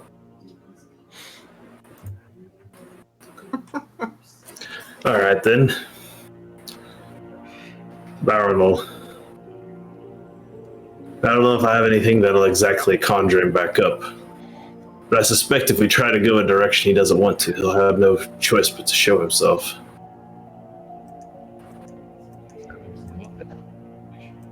Is this... It sounds like he's tied up in your Feywild business. Are we about to insult someone? Probably. That's pretty easy to do with the Fae. You're pretty much always insulting one of them. Well, I found it impossible to even take shots with them without insulting one of them. It's just pretty much how they are. so are you for the side then that wants us to wake the dreamer? Or did you make an agreement with them?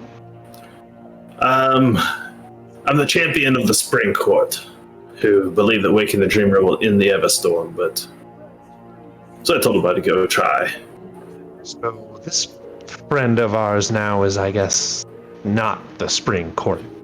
It's probably summer. They were not so keen on Waking the Dreamer. They thought it was some fool's errand, and they believed that there was some more direct... I don't know. And then there was autumn, and then winter didn't show up, and it was a mess or something like that. He didn't exactly come across as summer material, but I suppose it could be. It was...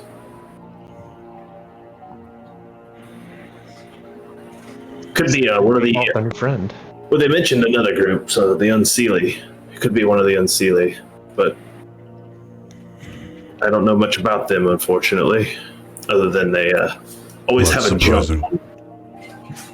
You would think you'd have all their information. They're very leaky with their info. Well, they were a little tight-lipped about some of it. I tried having drinks, but somehow having drinks with them somehow insulted one of them because of the color of the drinks I picked up. So. Wow. Apparently, you have to be able to discern your rums in the Feywild. Well, this casts some good light on Sid, though. He doesn't seem like he's... I mean, this is a ballroom thing, I guess, now, huh? I chose a ballroom. I mean, it could be.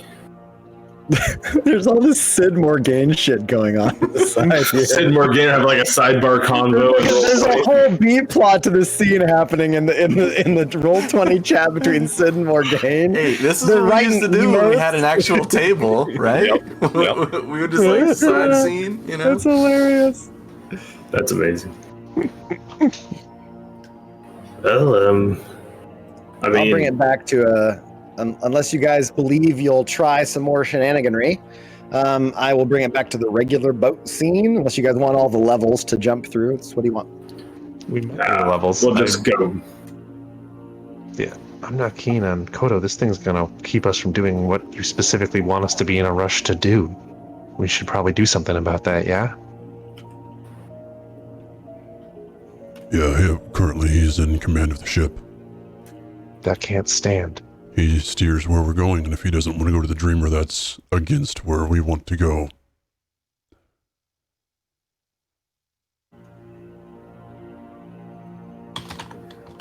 So what would you like to do, Captain? What do you think, if I hurt the ship a little bit, you might piss it off, and then we can, I don't know, pull it out or banish it or something? I got a plan. Wait, all right, boy. I'm trying to make sure if I know this or not. Do I remember that it was Morgaine's arrow that sent me to the Feywild? Intelligence check. Excuse me. If you don't remember, then your character can't remember. I was already thinking that. I was like, oh, I can send him. I just can't send him for very long. Yep. It's an art of the chat. Oh, I guess I rolled with advantage. I didn't realize it. Yeah, but it's okay. Even the bad one got it. So, yes, it was Morgaine's arrow that actually did it. You rack your brain for a minute, and you're like, wait a minute, what? And then you distinctly remember it wasn't until the moment you saw an arrow fly and actually strike the cage you were trapped in that the spell effect kicked off. Well, I was thinking, when I was in the cage and Morgaine shot it, it sent me to the Feywild. Mm-hmm. So we could do this. And once I was there, I was able to get out of the cage, and then the cage disappeared. I assume must have come back to where you were. Now, I have the ability to bind a creature to a plane of existence. If Morgaine shoots the boat, takes us all to the Feywild, I can bind the Fey spirit to the Feywild, and then we can come back. Jesus. Morgaine can move the whole boat. Okay, hold on. I gotta read a book now. He is wildly overestimating my abilities. That's a lot. That's a magic. That is Sounds one like a very magic simple plan. arrow. I was thinking more like we could just lure out his face again, and then Morgaine shoots him in it. I actually have an idea what might piss it off enough to make it pop out, but Problem is if I don't go to the Feywild with him, I can't bind him there. I can only bind him to this realm, and I'm not sure I could bind him outside of the boat. Morgaine realizes the true power of his arrow. It's apparently while sending Morgan's not entire even here to crews, hear this, by the way. sending Like- entire crews like- to other realms. Oh, we got more friended subs going on. Thank you, Brendan. Thank you. By the way, just to give him a quick shout out, Brendan is an amazing artist, and you should totally check out his work. Yes. Absolutely. do it. Yeah. Hire make sure- Brendan. Yeah. Hire Brendan. Definitely go check it out. Brendan some commissions. Absolutely. That's right. And I'll go ahead and put this out there as well, since we got some new people in here. We got a Discord channel where you could probably bump into Brendan on there. We're chatting. So there's a link to that. Make sure you join that up. We got all kinds of stuff in there. We also got YouTube.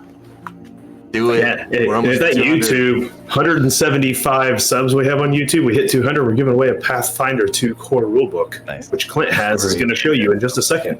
Yes, he Voila. is. There it is. That could be yours. So if you haven't gone over there and you haven't, if you haven't given us a sub, do so.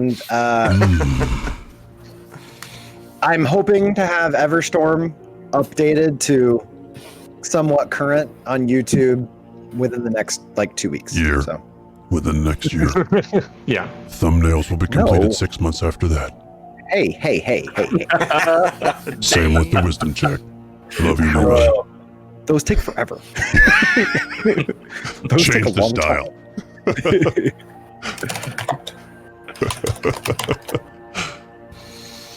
So they take forever. I have to watch the videos and do a print screen command when the guest does something that looks cool and not embarrassing. And that's Yes. that's where I have to land. You have to get the face. Yeah. Oh, Malice's was fun. Malice, if you're there, that was fun. You did an awesome yell, and I was like, oh, that's it. That's the one I gotta get. I had to keep going every second till I got it. Yeah, that was the most on Malice you could have been. Frame by frame. All right. What do you guys do? Morgaine wasn't here to hear any of this. Yeah, He's above there. Yeah. Head up decks and fill Morgaine in on the situation. So, Fey creature probably that's taking over the boat. And Baldwin had the idea of you shooting it if we lure it out. We're still working on the plan. We're workshopping it. Shooting. At this point, That makes Fulcrum, you see, Balrin, you see, and Morgaine, you see, because you guys have really high passives. Sid, what's your passive perception? What's that? I'm sorry. What's your passive perception? My passive It's perception. It's apparently low. He didn't catch what I just said. Yeah, my bad. Yeah, it's very low. It's a 19. So sorry. Oh shit! Everybody, isn't Kodo's also huge too? Yeah, it's 19. All right, so you all have high passives now. So everybody notices. You see two members of the drowned hand crawl up the back side of the ship and pop their heads over. And then one sees Balrin and bows its head immediately. Sid, you definitely see two burbles are on this ship. Crew, you've got some infestations. Yeah, no, thank you. Please, go back. Please go away. No, thank you. We are but humble servants of the drowned hand, and if you are taking in such flotsam as this, we would have you know we would be so loyal. Yeah. Baldwin.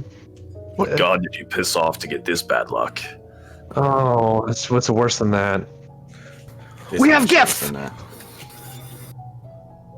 We don't. Gift from the drowned hand himself. He bestowed them upon us when taking upon a sacrifice of one of our own. He pulls out a drippy length of intestine that's been tied into friendship knots. Isn't Kodo also huge? And then he shakes it. Well, I should have bet on that one. It was going to be intestines. No, please, just, you can, it's alright if you stay on the bottom of the ship, but just, please go. We will do battle with this interloper to prove our loyalties. He does not know the power of the drowned hand. We have seen it. Well, he shall ride below the depths, and we shall sit exalted in the kingdom of the drowned hand aboard his court. I will say that drowned hand is a new one to me. It's a new one in general, I think. And you see, these burbles have little, like, brands of a burble hand shape branded into their skin somewhere visibly. I like burbles to worship something like that. Your friend here has made quite the impression. This is your happiness. This is your doing. All right. Oh, I see the connection then. Bowron pulls the trident. And then they both avert their eyes. Ain't that a trick?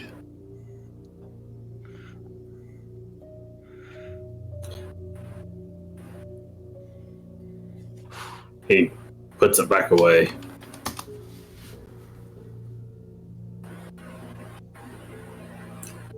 Yeah, well, I lost my hand to some sea uglies a while back. Posing as mermaids. The worst. And then both of them go, and they say that in unison after he says sea uglies.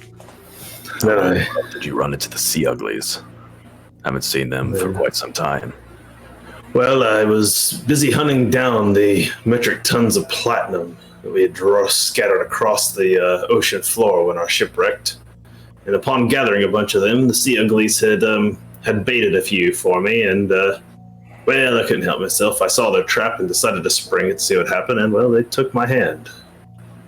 I can't fault you any. But I did recover most of the platinum bars. That's a wise man. What's a hand? Someday we'll find a port where we can spend it. That day is not today. Believe it or not, there are some. We'll take coin. Yeah, well. They're sea uglies, by the way. They have a name. In case you are concerned. Yeah, the sea uglies. Well, the Waven have a different name for them. They call them Ekax.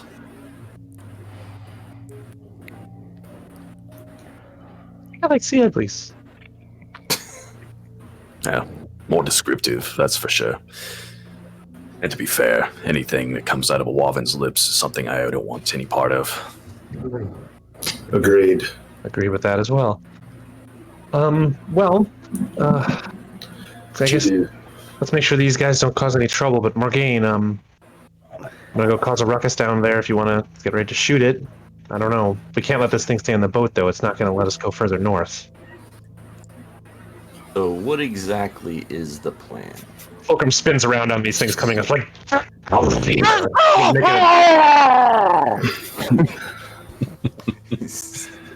Didn't I tell them to watch the bottom of the boat? Intimidation check. Nice. They both go. Okay, so let me think.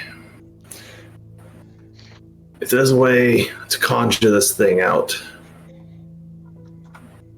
then I can pull out a small sheep from my pack. Found this actually. About that. Skeezer found it. It's a wind-up sheep, so I thought I could just like wind it up, set it down there, and then like walk towards like the. Hold on. I need to know what this is. Is this anything more than what he says it is? It is a wind-up sheep that we have written in our group loot that it's a wind-up sheep that when it explodes, it destroys itself and deals 1d6 fire damage. Okay, good. Yep. Okay. That's all it is. It's just cause maybe something to rile it up down there. I mean, it pokes its head out. he told me that, Fulcrum had a blow-up sheep, I was going to get a little worried. Glad to hear it's a wind-up sheep instead. Wind-up sheep. And it explodes, it doesn't blow up. I think. Well, everything happened. Kind of wanted to use it. Though since it explodes, now I want to refer to it as the blow-up sheep. The blow-up sheep. What's up? Cannon. At this rate, we'll see the concrete donkey. Oh no! No! Oh, that's amazing. Oh man. Oh shit. So, I guess will your arrow keep it there, Morgaine, or it'll come back? Oh, it'll only be gone for a few seconds. But maybe that'll at least pull it out of the boat, and then we can hit it or something when it's out, when it comes back. If you send me to the Feywild with it, I can bind it. Then I'll come back. How do you get back? Well, I think, much like the cage, if I don't leave the cage would come back with me. In it, right? So if we have something that can travel to the Feywild with this thing, if we can't do the whole boat, for instance, anything else I can lure it into that Morgaine could shoot and banish both of us therein, just like the cage. And then once there, I have an opportunity to use planar binding on it. I bind it to the Feywild, and I come back without it, because it won't leave the Feywild. I don't know how it works. I just know it does. It's amazing. That's the most Cam thing. Okay. So we always give Cam some shit because his characters all sound like him. I swear to God, what he just said could have come out of the mouth of Alexander, Altier,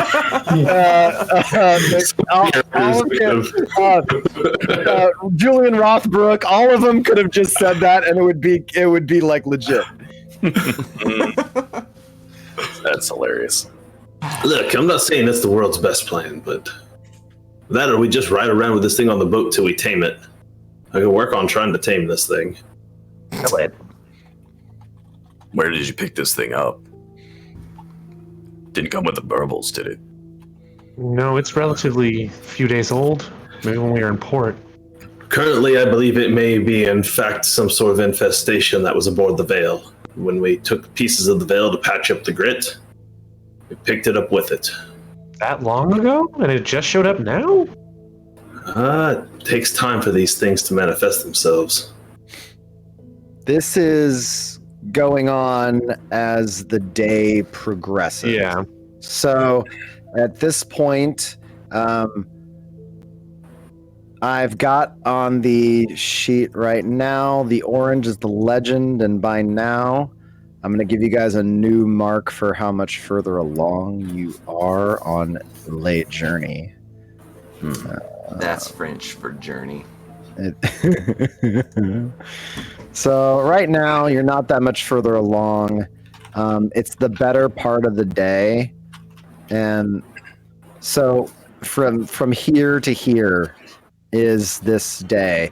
You guys came into view of Sid and this whole situation probably a little bit before noon, like a nice midday, right around 10:30-ish.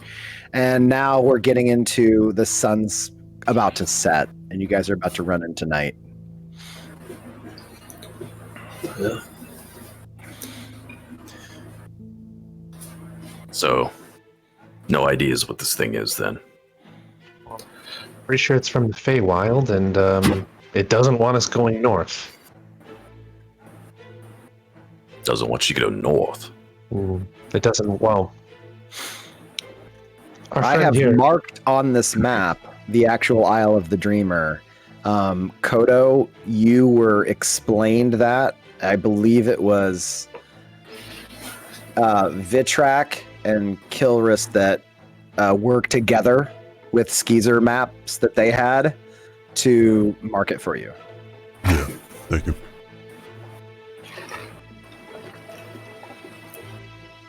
So where's all they could say, or go ahead, you guys keep going, but I'll mark a couple notes that they added to this. So, maybe like I said, identified your island.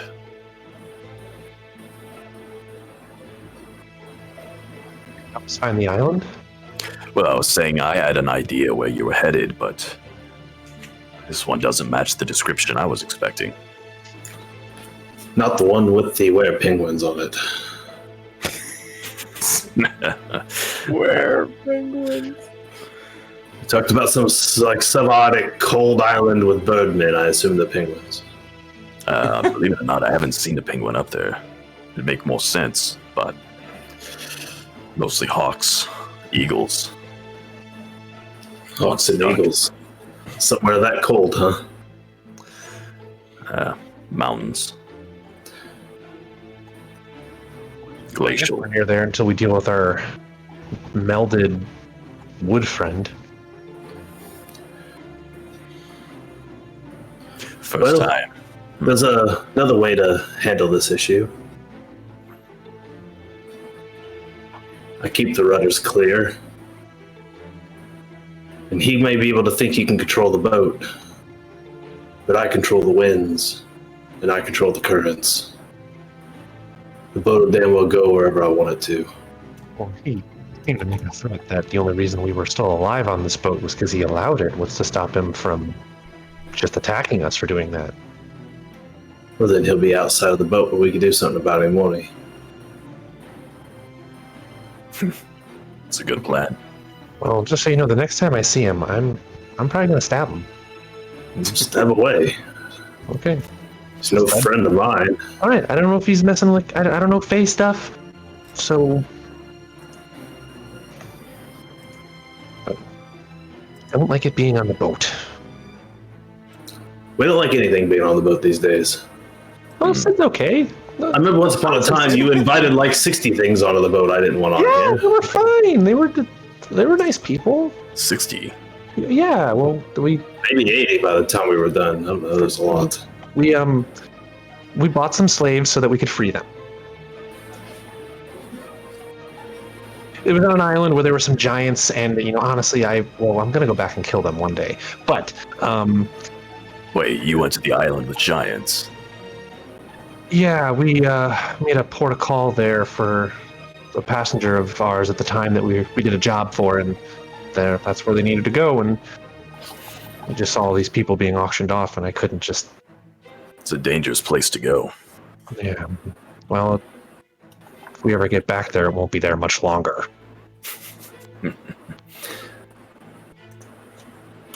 Anyways, similar sentiments. That's good. That's kind of a rule of thumb on this boat, I would actually say. What did you do with them all? Oh, well, most of them are freed. They're back on an island to the south, and few others. They're trapped here with us. More or less. Trapped here with us.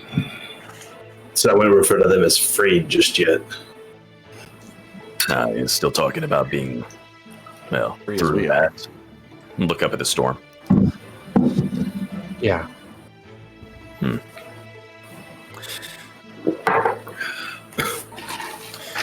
So, you have a plan to, well, really, what is this thing doing to the boat? How's it dealing with this? What's the problem?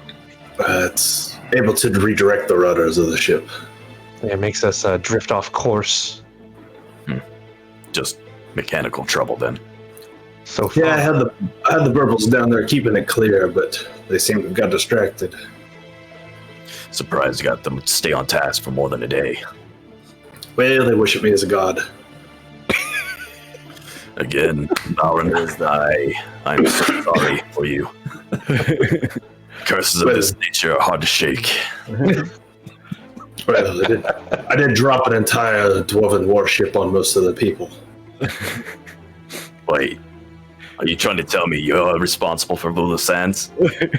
Oh, you hadn't heard? Yeah. That's Balrin. Wow. Well, it wasn't just Baldwin, actually. You know, And only him. Yeah, I was gonna say he's gonna Only take this legend and run with it. There wasn't. This is my legend evidence to the now. contrary. Motherfuckers! He's a rise from the dead. Just to curse Baldwin. You motherfuckers! Wilson No, hey, no, shame. Gone. All right.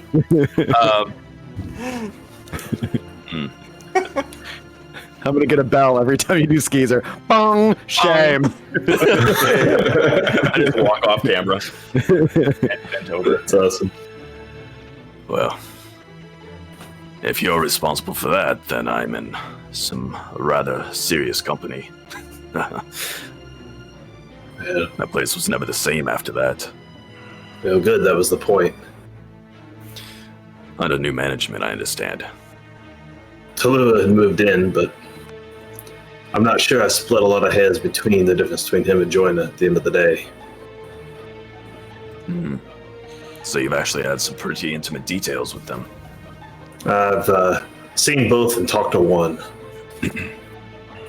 One gives us free passage on their waters, that's Tallulah, and one I think is hunting us and wants all our heads on pikes, and that's Joyna. Well, so long as you're on the ocean, you're going to be dealing with them. Both of them run aggressive slaving if they need to. So, again, I wouldn't split hairs between the two of them. It's just a matter of one of them, we had an inside man who gave us the ability to do some conversating. On the other side, well, captured Kodo and many of his, put them to work, and was not did not get off on such friendly terms, perhaps. We kind of killed her liaison. Yeah, a lot of them. Well, again, thank you for the warm reception. Seems Oh, yeah. I spared something. And in case it hadn't been said loud enough, thank you for the rescue. Sure, yeah, and you know, just so you know the kind of warm reception you get, wait till you see Griggs. You're doing yeah, he's you haven't seen he's down below. You'll see him eventually. He's yeah, definitely don't trust him. Don't worry, if you're anything like all the other rescues we've had, we'll drop you off at the next port. Well, sounds like you have some interesting fellows on this boat. Any other ones I should worry about? Yeah, don't let Tolek stab you.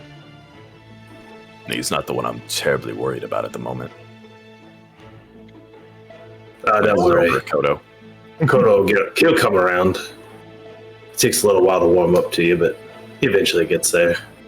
Yeah. I mean, I've been sailing with him now for probably 4 months. He ain't warmed up to me yet, but he's coming around, don't worry. Well, then I won't take offense. I understand. It's dangerous out on these waters. Well, I don't really want to go to bed with this thing on the boat. Well, then let's kill it. Sounds good with me. We'll try to send it home, and if it refuses to go, so be it. Well, it's Fae, so it's going to be nearly impossible for me to charm it. I'll have to try to bind it into service. We have to. Well, it's nearly impossible to charm an actual Fae creature.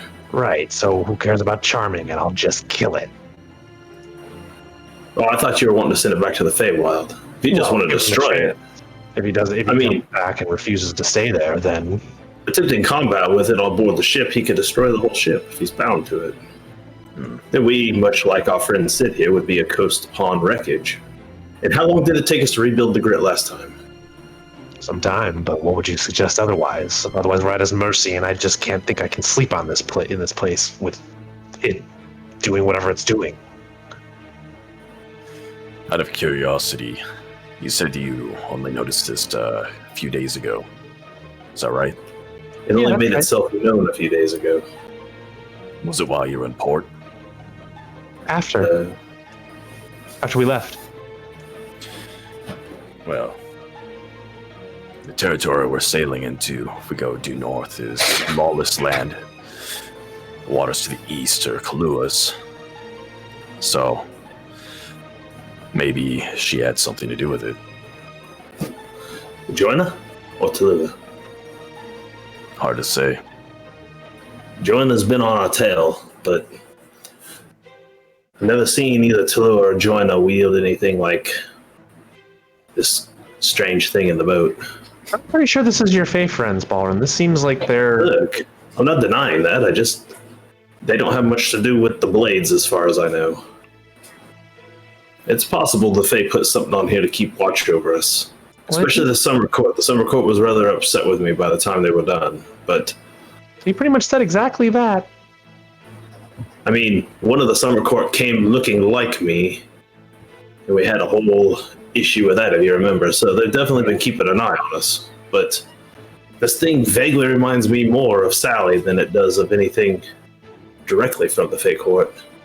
Sally, I don't think had anything to do with that. But yet... No, I think we're just conflating two things that are kind of similar, but not actually related. They're both in the boat, but I don't think they're related. Well, all right. I mean, like I said, I'm willing to try to bind this thing back to the Feywild, but we just need to find a way to get it there. Morgan shoots it. I can send it. I can't. But you have to send. You can't just send it. You have to send me too, or else it comes right back. Well, then we kill it when it comes right back. Well, there's no need to send it. Just kill it now. Yeah, Levi, have I ever heard of anything like this? Give me a knowledge nature or a knowledge arcana. This isn't going to go well. Ooh. Nope. All right. You have heard of certain kinds of elementals. Hold on, I got that something. Can bind to things and travel through them. Like, you know, earth elementals actually move through the earth like it's water. Could be an earth elemental. That was my next guess. Now hold on, wait a second. This Faye gave me something. Bowron starts digging through his stuff. He goes back to his cabin for a moment to dig through some shit. By the way, the entire group has so much shit to dig through that you guys are just sitting on. It's amazing. You guys have a hoard of stuff. It's crazy. Just random stuff. Like, none of it is worth anything. It's just like, we're basically hoarders. We're like, oh, I got one of those. Hold on. Stored in all the nooks and crannies of the ship. And like, you need a blow-up sheep? I got. Oh wait, you need one that explodes? I got one of those. I don't have the other kind. Toothpick of spinach removal. Toothpick of spinach removal. That's a good one. What the hell is an acorn mug of boost detection? Yep. Now, it gave me a flower, didn't it? Why don't I have the flower written down on my? I don't know. Did I not write the thing in my character? Doesn't remember. Doesn't remember. But no, I remember. I just gotta find it on my sheet. I don't know. A tiny acorn mug of alcohol detection. Yep. That happened. Forgot that was a thing. I'm pretty sure more protection sword. So I'm pretty sure Bowron's wearing a flower, and if he picks a petal off of it, it does something like sends him to the Feywild. I have to go back to Bowron's bogus journey to remember exactly how it works, because apparently I didn't write the rules down for it at the time. Cool. Let's go on a break and you can watch that whole episode. We'll be fine. I thought I wrote it down on here, but I don't see it somehow. Like, then it is gone. Lost to the waves of the Everstorm due to circumstances. He just can't find it right now. Don't worry, it'll be on the sheet. I don't know. I don't know. Never mind. Well, all right. I guess I don't have it at the moment. I thought I did. Oh, all right, Morgaine. Well, I'm gonna go set off a sheep, and then if it pokes out, okay, you got it. All right. If it comes back, then I don't know. All right. I don't know. Kodo, I'm gonna recast Armor of Agathis. Did you need to do a thing? You did a thing earlier. Oh, okay. All right. Cast it on myself and Burl and Kodo have a off.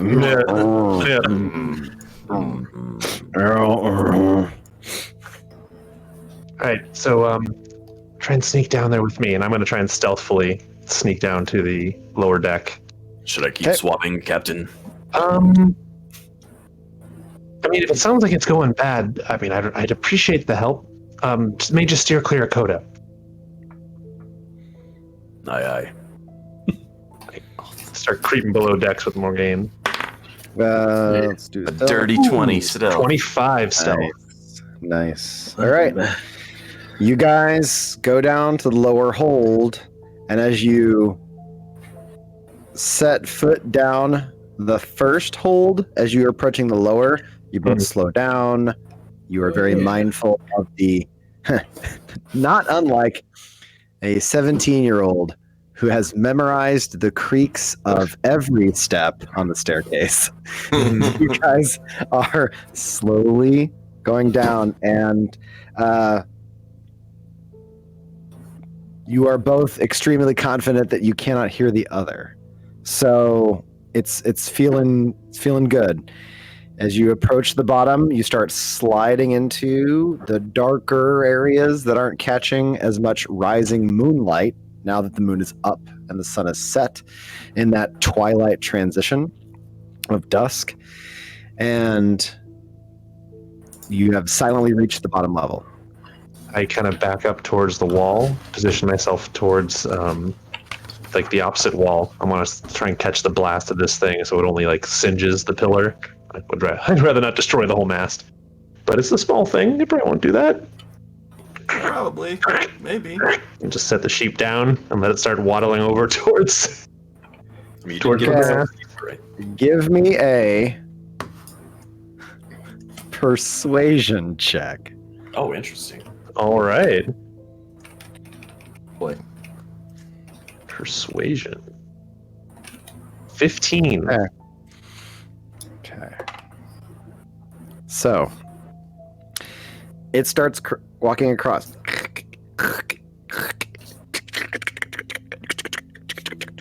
And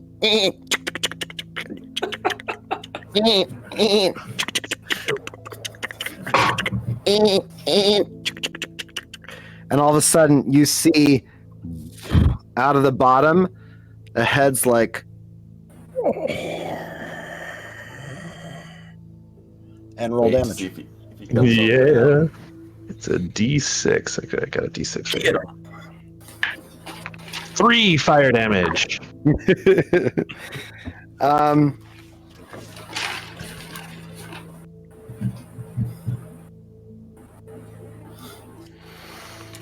The thing, it looks really close. It gets in, and you see tendrils come through, bent all the wrong way around it, that form like fingers. However, it's not the formation of a human hand. It's more like Groot when he unfolds and his hand is a hand.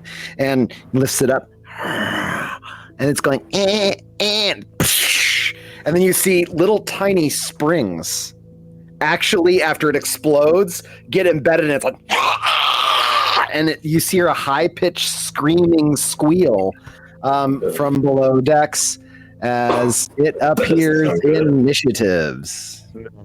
Oh, that doesn't sound good. Oh. So is Balrin hanging out with me up top?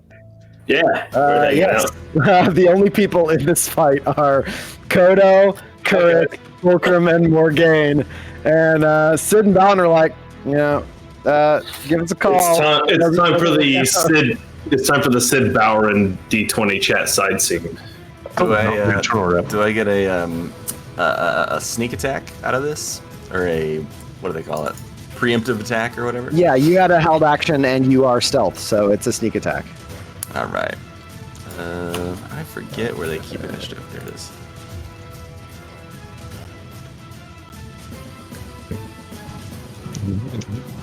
Zooming yourself. Oh, initiative. God damn it. Fulcrum's playing with his blow-up sheep again. One and only time. As down below deck, where he always does these things.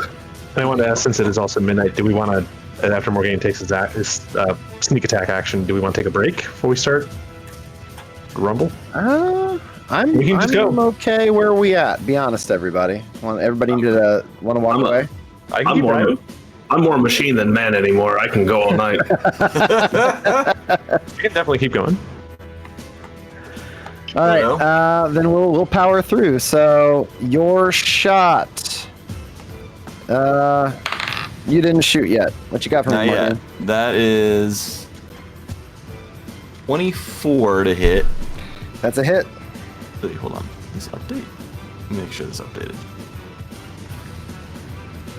Yes. Okay. Cool. Okay. So yeah, 24 to hit. We're doing Banishing Arrow because that's what the plan was. So, you have to succeed in a Charisma saving throw. A Charisma saving throw, he says. I do say. Okay. And D8s. Where are my D8s? Where are my D8s at?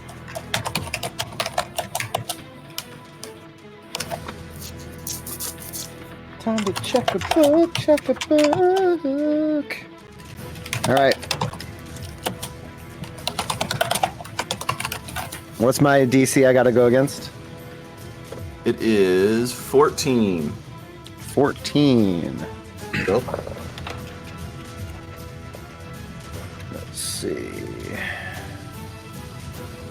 And I fail with an 11. Fantastic. That means you're gonna be banished, which was the plan. Back home? I guess so. So, it's gonna take 7 damage plus. I think this is a d6. So, oh yeah, because it's a sneak attack. So 7 plus 3, you take 10 damage. Okay. And you're banished for, I believe, until the end of its next turn. Yeah, it's like literally a round. Yep. So, you guys see Morgaine with the knocked arrow releases, and as the arrow flies, it picks up a faint green energy, and as it pierces through, it's almost like as it hits, it's hitting cloth or like a sheet dangling in the wind, and it keeps going. And then it folds the creature in on itself, like it got pulled into a sideways drain in the path of the arrow. And then all of a sudden, it's gone. And you all faintly smell the smell of dry wheat on the air for a moment. I use my cunning action to hide because I know he's coming back. Because I don't know how to keep him there. Bowron, you are up. Yeah. Bowron is currently using a cantrip to conjure flame on his finger like a lighter to light Sid's cigarette as we're staying around the rum tub time machine. Awesome. I love it. He actually had smokes on him. I'm like, I haven't seen one of these in a long time. So he gives me smoke, and we're using it to light our smokes at the moment and hang out around the rum. Top deck explodes. Mushroom cloud extends into the heavens. That's some good shit. Kodo, it's your turn. What do you want to do?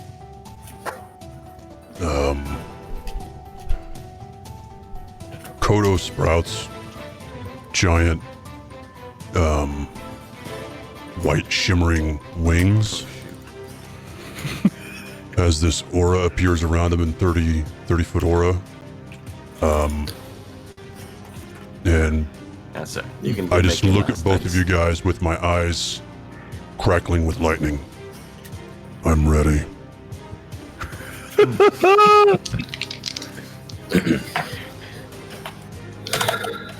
love that there's an area of effect now. I didn't even do that. That was Levi. I'm ready. Anyone that causes damage does an extra D6 of radiant damage when they hit. Nice. Wow, nice. You'll be hitting with my god's blessing. All right, Fulcrum, you're up. Fulcrum's gonna rush up to where the right in front of where it was. He rushed over there, cast Shadow of Moil, so the shadows of the boat cling to him and hold his Shadow of Moil. Moil. Radius on Shadow of Moil. Shadow form. What do we want to call it? Moil. Shadow of the Moil. Moil. And radius is 10. The worst name Yeah. in the world. Probably got some like All really intricate backstory to it. Or something. Sure, We're it just does. ruining it. Has nothing to do with a rabbi whose only job is circumcision. All right. So it's hard. It's unavoidable. So is this a square or okay? You already got it. So Yeah, I believe it's a re. okay. And now it's the end of my next turn or your next turn. End of your next turn. Okay. My next turn ends, and you see it.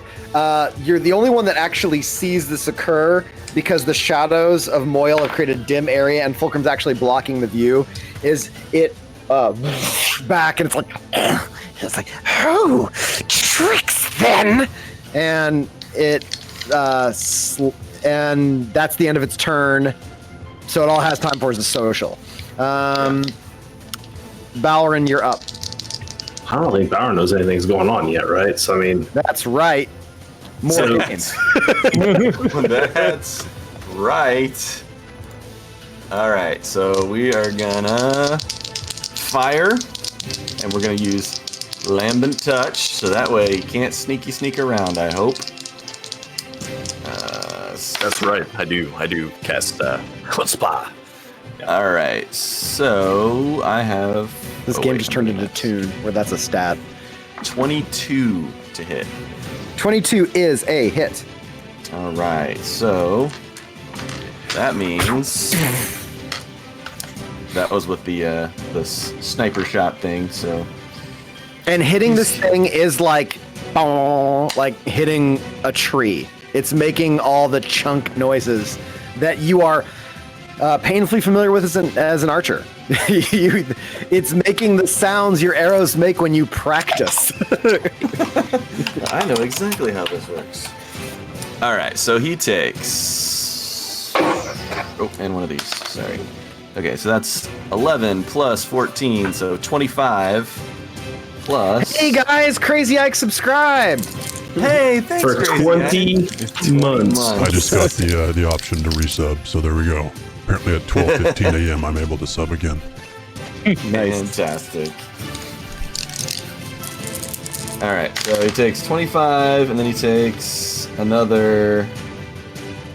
Takes 16. 25? Jeez. 25. Don't He forget takes my radiant another- damage. Yeah, that's what I'm doing now. That's the 16 radiant damage. Okay. In addition to that. Okay. And... So, go ahead. as you pull back and draw, the moment you let go, you pump the Lambent Touch into it, and the moment the arrow is loosed, you feel it release just around it, a tiny, like a flash of it breaking a sound barrier kind of effect, like a ring pulses off of it, and it picks up a silver sheen, as if it's passed through a liquid coating of silver. And you see the faintest lightning arc off of Kodo that causes that effect as it lands. Awesome. All right, so he's got basically he's got a dim light glittering on him now. Okay, that's going to give the next person advantage. Right, advantage. That is correct. Trace arrow. Okay, just making sure there's not any extras in there. No, okay. Okay, so I guess I'll try to hit him again. I think the idea was if he comes back, kill it, right? Mm-hmm. I think that was the plan. So that's what we're gonna do. So that's gonna be 23 to hit. A 23 hits. Ooh, that wasn't as good. Massive hits. Massive hits. Okay, so he takes 5 damage. Plus. Oh, it's right there. I don't know if this is gonna work, but we're gonna try. Grasping arrow. Okay. So he takes an additional 6 poison damage. Okay. And I don't think there's a save for this one. You can only remove it. I don't think you can save it from happening. So, which I don't know. Maybe it just doesn't work on him at all. But so he's got the thing on him. So if he moves more than a foot, he'll take 2d6 slashing. He can remove the brambles with a successful strength athletics check. Okay. You see your arrow silver coated. It passes through this wall that's literally at the edge of your bow hand, not string hand, and then it silver coats another lightning arc, a silent lightning arc that comes off of Kodo, and then your newly silver arrow strikes, landing. As it lands, you see the very familiar grasping arrow brambles twist and bend all around its form. Kodo, you're up.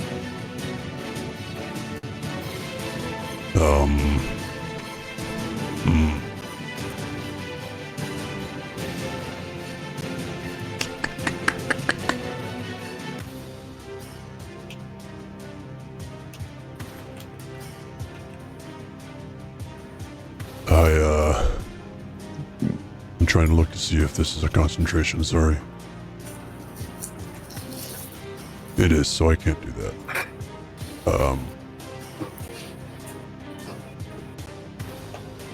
Let's see, Q, yeah. Chat, there is a whole side conversation being heavily typed by Balrin and Sid happening off the side in Roll20 chat right now. And it's a full-on conversation. So, mind you, our most verbose members when it comes to text are definitely Jeff and Dustin, and they are living right up to it right now. It's almost like a mini wisdom check is happening right now in Roll20. They're kind of having... He's not wrong, but, you know... They're having a Luke dick measuring contest a little bit. They're like, oh yeah, look at my... It's okay. We're just... Oh yeah, you can, I guess, just put that in there. I can pull it up if y'all want to see that. Spellcast will throw off the chat, but I can throw that. Swinging for the fences. Yes. Of course. Going away. Get this done. Mess him up. Get this done before he even acts. Do it. You have advantage. I have advantage?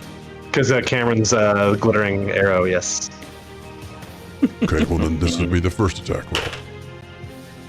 He's dead. He's dead. Says it right on the top of the die. No, it's a 32 to hit though for the first one. That's a hit. It's only a 32. It's a 32. Yeah, another 14. So, yeah. So I hit with both of those attacks. Okay. I will smite with both of them. Oh my god. Because why not? Smite. That should be the shirt. Because smite. That's what you're supposed to do, right?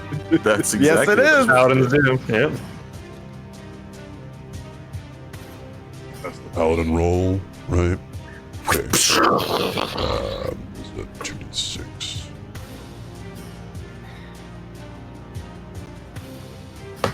Okay.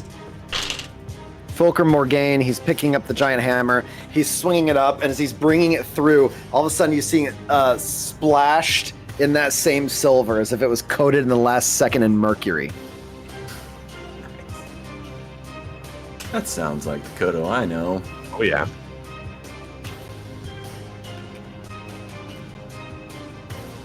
You see silver lightning crawling over him. How much on the first hit? 30. 1 million. Smite. You crunch in, and you feel wood shatter and crumble underneath you, making crunching, grinding noises.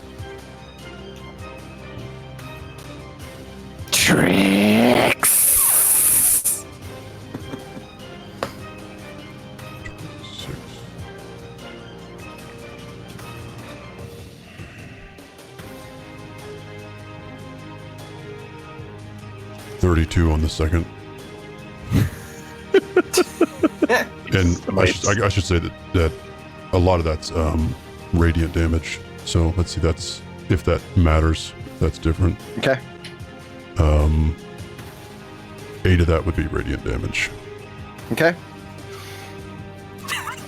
So slam.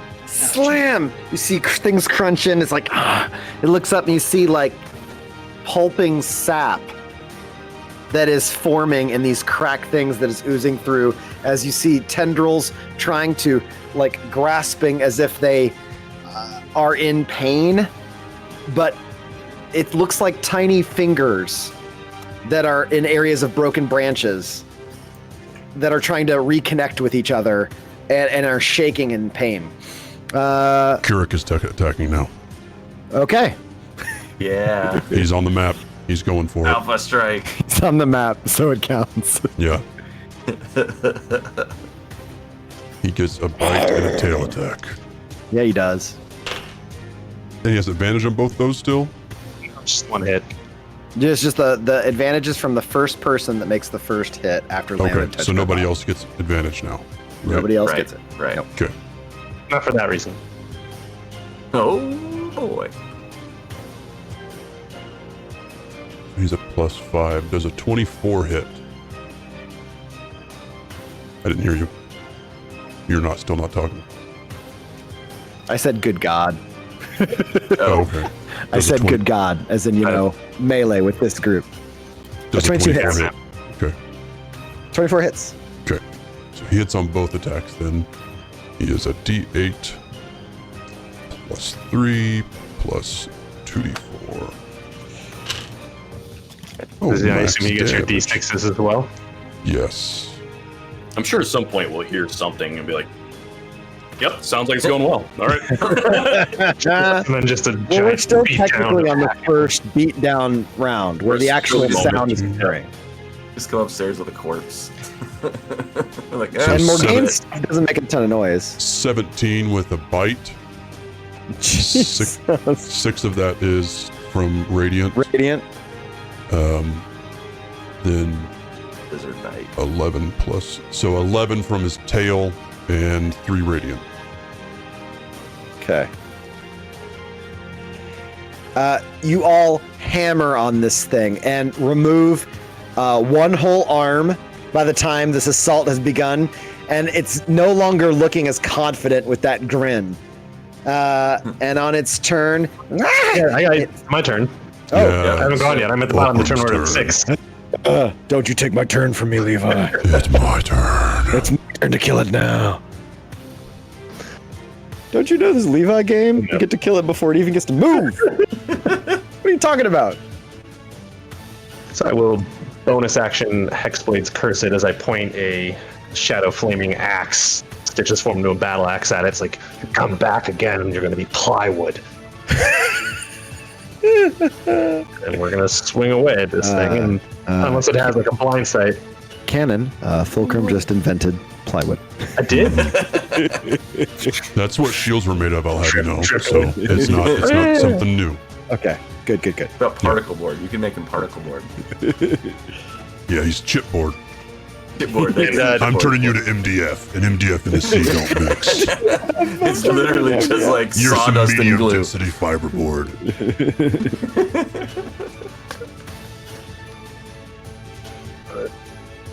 Wow. That is a hit. That's not much for it. That's a hit. 22. First.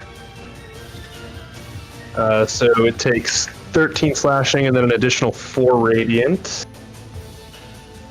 And then we'll strike at it again. Okay, this is strange. As you go through, it peels away. You see the skin pop, leaving behind the familiar blood trails as the stitching forms the black axe. You come in and swing. As you're coming in to swing, suddenly, splash, as if it's hitting an invisible wave of mercury that then immediately coats the axe blade as it comes in, and your axe blade sizzles and starts to hurt, and you can feel it. Ooh. And you take 4 points of damage as the radiant aura of his weapon affecting yours hurts you. Does that in any way affect armor of Agathis? Probably not. It's not a right? melee attack. It's not a melee attack. It just happens. Not a melee attack. I'll It's make an sure. ambient magical effect. Got it.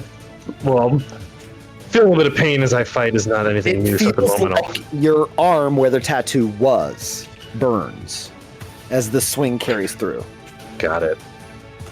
And then Kodo, in the middle of this fight, you actually see his axe pick up the silver, and you see his arm sizzle. That's a 21 hit. on the second strike. Your lasers clipped it for cannon. 11 slashing and an additional 3 radiant. And then I assume I take damage again. Yes. Did I lose it? What the poop is going on, Tim? Tim, stop making me lose my dice. Sorry. 4. Okay. Is everybody done murdering it? Yeah. Oh, it has disadvantage on strike checks. Well, of course it does. No, it doesn't. Wait, that's hex. That's hex. Never mind. Take Okay. that back. Get my bonus action It spells goes- confused. You'll never get there. And it sinks into the floor. Move more than a foot. And then, Did it provoke attack of opportunities from doing that, or no? We're trying so hard. I know. no, it went straight down. It didn't like it melded, you know, like, so, Kodo and Fulcrum make a dex save. DC 18. Nope. That's a fail. 7. I rolled a 2. It's disadvantage to hit me though if it's like an attack, but it's a save, so that doesn't matter. And a hole pulls itself open in the bottom of the boat, and a geyser of water hammers you two against the ceiling of the hold and throws you in opposite directions. Oh boy. You two each take...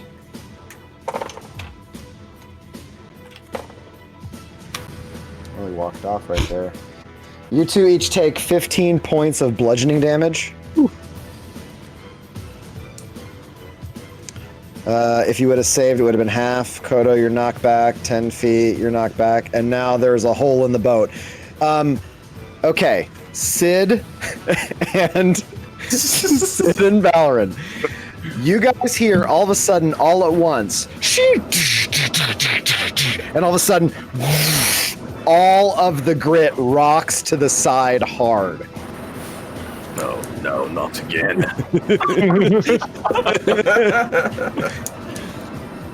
Well, I believe that's our cue. Oh no, they got it handled.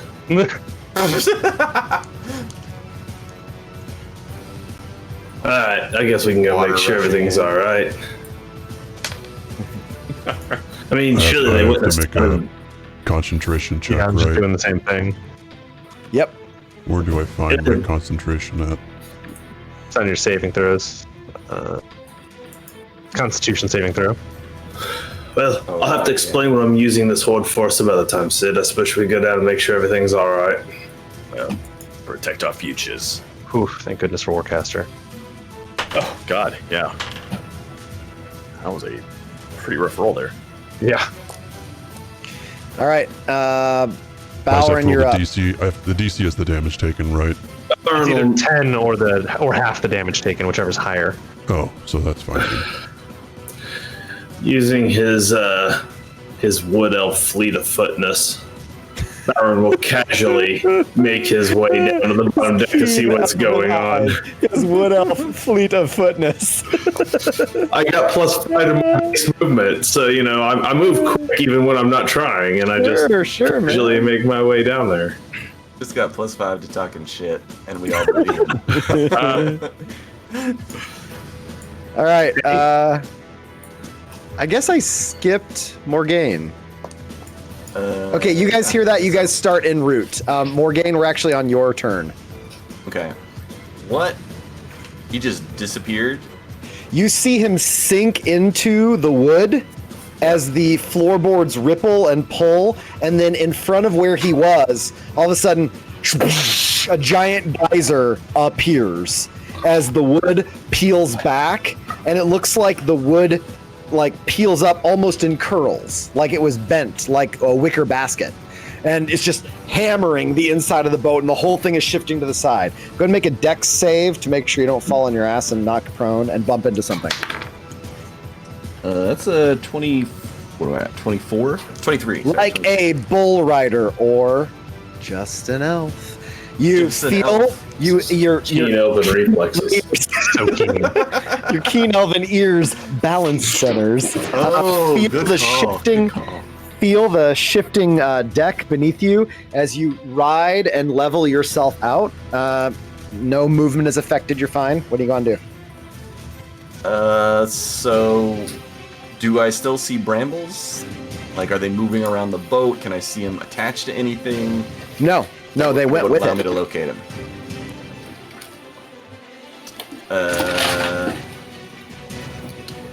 Well, I don't have anything I can do about this boat being open, unfortunately.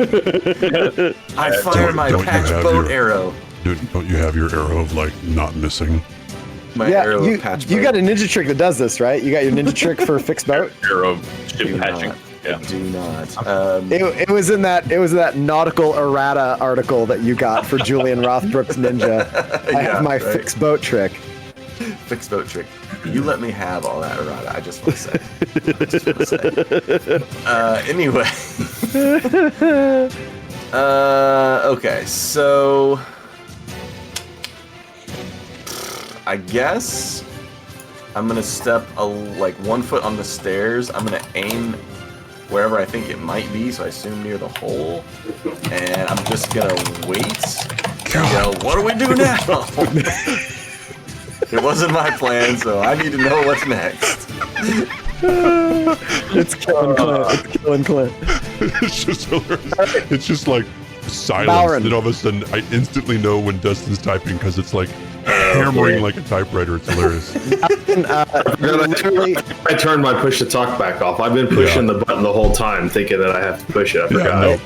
Aaron, go ahead and give me a dex save. Well, in that case, I'm going to entice the crowd with the sound of my awesome Kraken bottle Do pouring it. another shot. Listen, shh. That was easily Before hearable. stream started, everybody got to hear the Foley art of him pouring shots. And the very first one it was had a awesome very Foley work. It was It was amazing. very good. It was very good. Had a very guttural like. That's because it had to empty the little handles.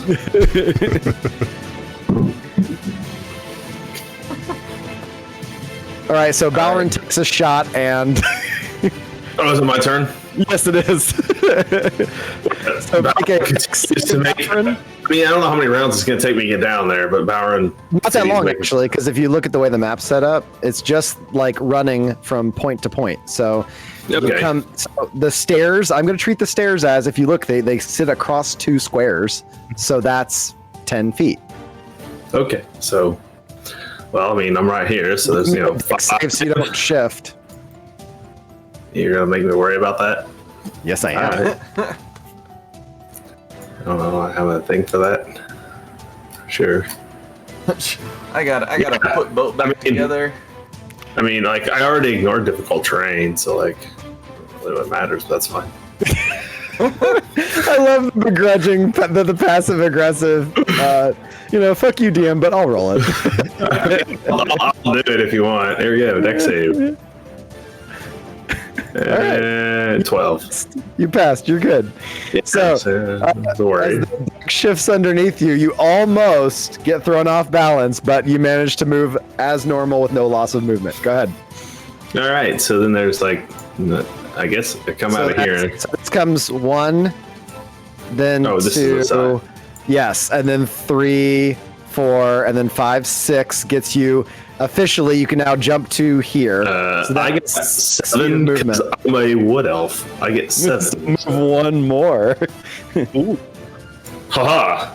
I see what I see. Yes, you do. What do I see? There's a big old geyser hole in the boat that's 10 feet across, and the boat is taking on water fast. Baron says, for the record, this one's not my fault. I cast control water to just start shoving the water back out the hole. Of course. All right. You guys see Balrin sweep his arms really wide, stump included, and for one brief second, you see suddenly water splashing up, hitting an invisible hand and making it seem solid. As he starts to cast, and then the water forms around, and for a moment, he has a water hand, and the water goes down as he's muttering with that steel-eyed squint in like slip slide whispering Elven. And you guys see the geyser pull in and hold at the bottom. I said water too much. Yeah. It's a thirsty. Someone drinking. Yeah. Someone drinking. All right, Kodo, you're up. So he's gone, right? Yeah.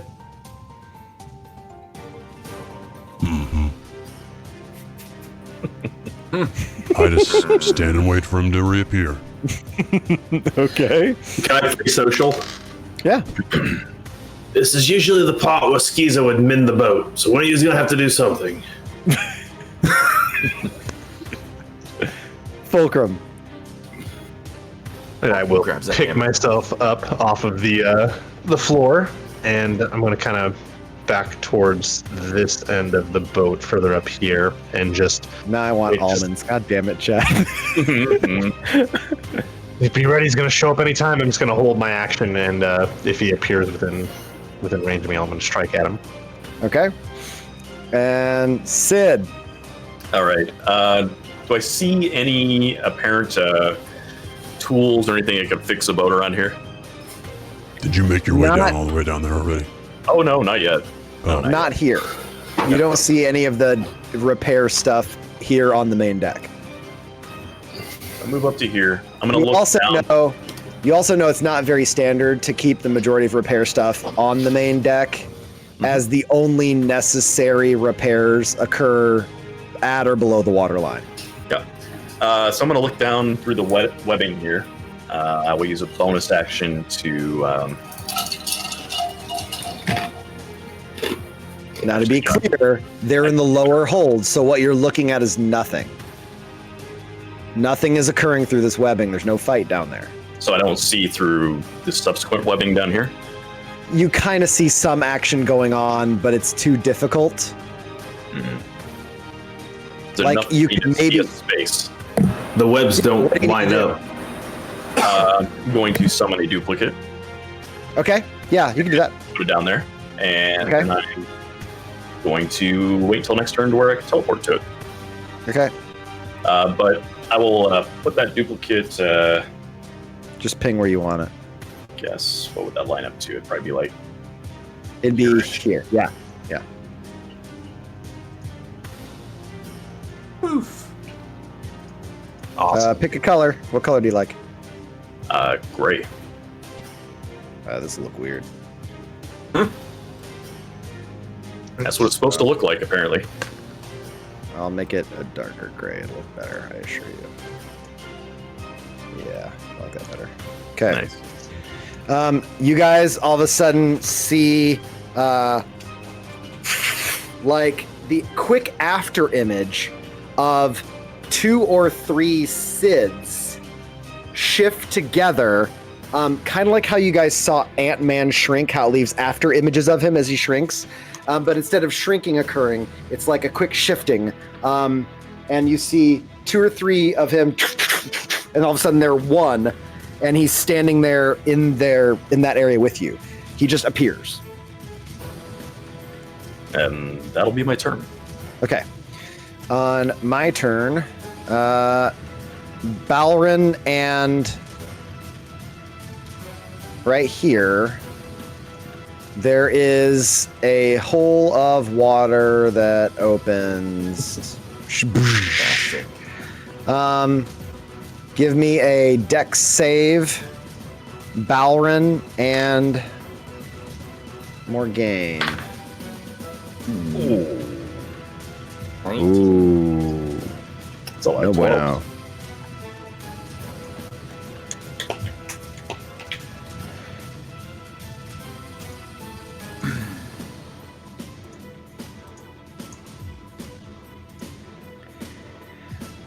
You see the floor underneath you, like two large root-like formations forming like a U arc, form up as it's like elbows, and its body comes up and peels the floor apart in front of you.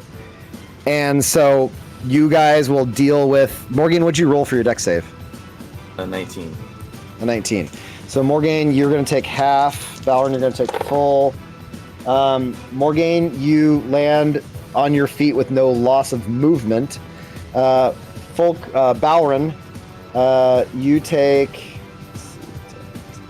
19 points of bludgeoning damage. Morgaine, you take 9 points of bludgeoning damage. And Balrin, you are knocked prone. Slammed up against the mast right there, taking an additional 3 points of bludgeoning damage from the mast. And then Morgaine, it lashes out at you and does a touch attack. Am I able to fire at it because I was holding for it to show up? Or Sure, this will all happen simultaneously. Sure. Go ahead. Okay. All right. As it appears behind you, like, "Ah!" and you spin around and. Got it. Doing! Actually, no, it's Morgaine. You just like look over your shoulder, like. It was cool. You didn't go. It was cool. I was like.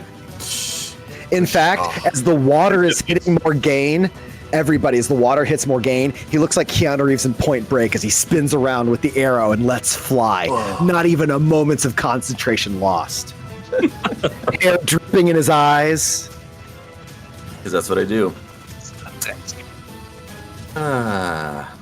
Alright, so it's a 22 to hit.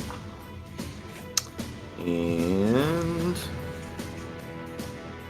I assume 22 hits. I think it hit last time. 22 very much hits. That. Get one of those. Get one of these. I'm doing a distracting shot. Yeah. Alright, so 6.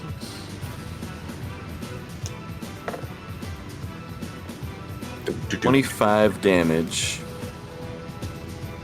25 damage? 25 damage. Did you add my radiant in there? You're still in my radiant.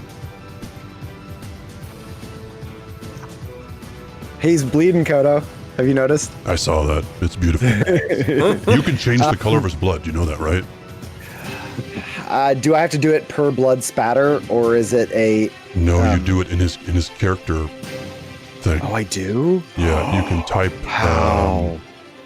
Sorry. Advanced, I assume? Is it in the API? No, just in his description you can type something. Let me see if I can pull it up. I don't know if I can. My tokens don't behave the same way as a character. They're coded slightly different than a character, I believe. Well, let me just pull something up. Sorry about that, chat. Because they would be green, everybody. They would right, totally that's what be I was green. imagining, that you would do it green. It would be green, yeah. It would look like Troll 2 up in here.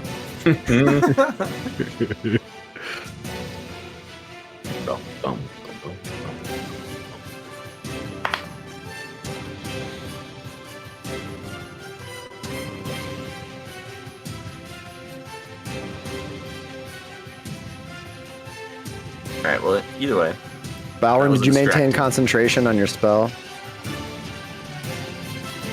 Levi, on the Oh, I can't hear GM you. notes of your token, Yes. type blood color _ green.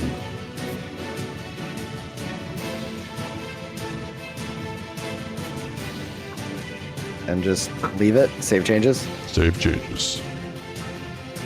That should now change the blood splatters to a different color. Okay. I'm going to add a +1 and then a -1, and we'll see if it does it. Let me zoom in on this guy. I don't know if he'll bleed from 1 damage, though.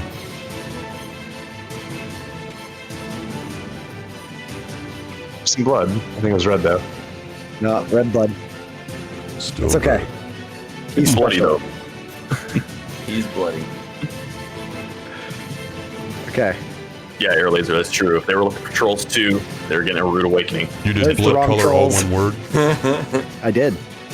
Underscore purple, no space? Or underscore correct. whatever color? Okay. Underscore green. Do I need to type something before blood color?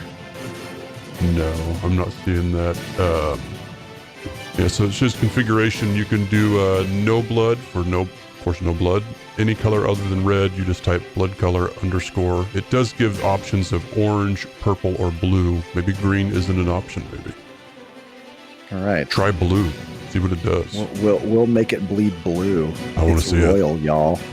It's very true. Royal. Glenn just wants the blood. I just want to see what happens, yeah. Jen, where's the blood?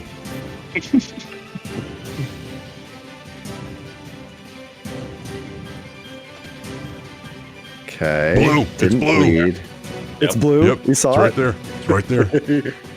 Oh yeah. Oh yeah. Yep. It's Oh, it blue looks now. gross. It does look like sappy. That's awesome. It bleeds Okay. red, then changes blue. That's funny.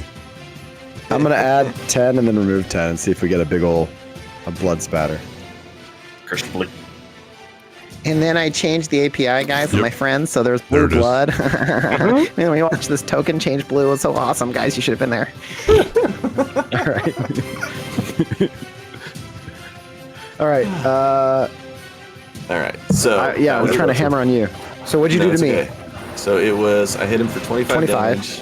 Yeah, I it got was that a already. Distracting shot. So the next person that attacks him that's not me gets advantage. Okay. And then my second shot was a 21 to hit. 21 hits. And not gonna hurt near as bad. Take 15 Did you damage. get my D6 in there? Oh, no, I did not. And 1 radiant. Yeah. Is that per So, attack, actually? As this happens, you're unleashing. Every attack. 6 more And radiant. then once again, you see the ripple as they automatically mercury coat. And that legacy of it getting hit with silent silver lightning. Okay. It was 6 additional radiant because I didn't do it on the first one. So Okay. I didn't realize it was every attack. So. Awesome. Okay. On mine, this happened simultaneously because you had held actions. So I reach out to touch you, and I hit a 22. Definitely hit me. Definitely hit you. All right. Make a dex save against your own grasping arrow. Interesting. So that was, what did I say that was? 12? 14. 14. I rolled a lot. 23. Okay. Your own grasping thorns interweave and move and whip along his body and arm and toss themselves in your direction. And you throw your shoulder guard into it and bat it away, getting ready to line up your next shot. And they slam harmlessly into the wall. As I do my hit.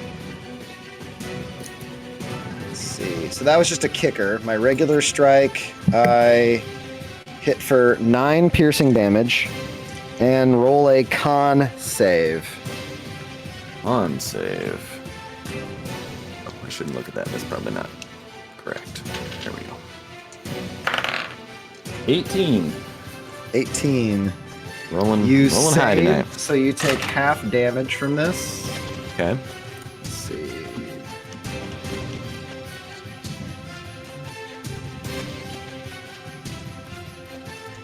You take 9 points of poison damage as as his hand slams into you. His fingers sharp and you feel parts of his anatomy starting to burrow through you.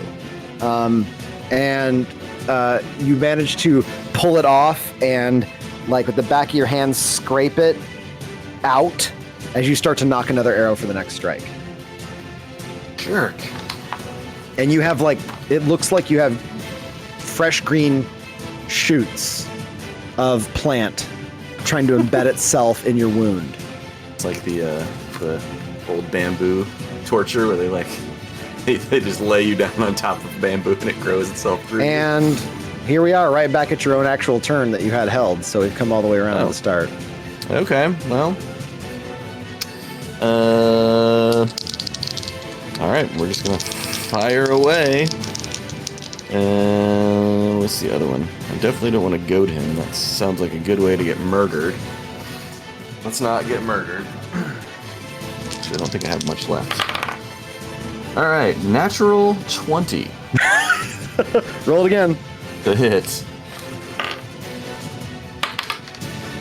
Natural 3. Oh, okay. I got excited. No. Natural 20, natural 3. Okay, so Beautiful. It is a crit. It is a crit. What did we decide? Double dice? That's what we do now? Yes. Yeah. Okay. Double dice. Plus. And so does that count on his radiant die too, or no? Yeah, it's a die. Okay. Plus, it'd be cool if that was a thing.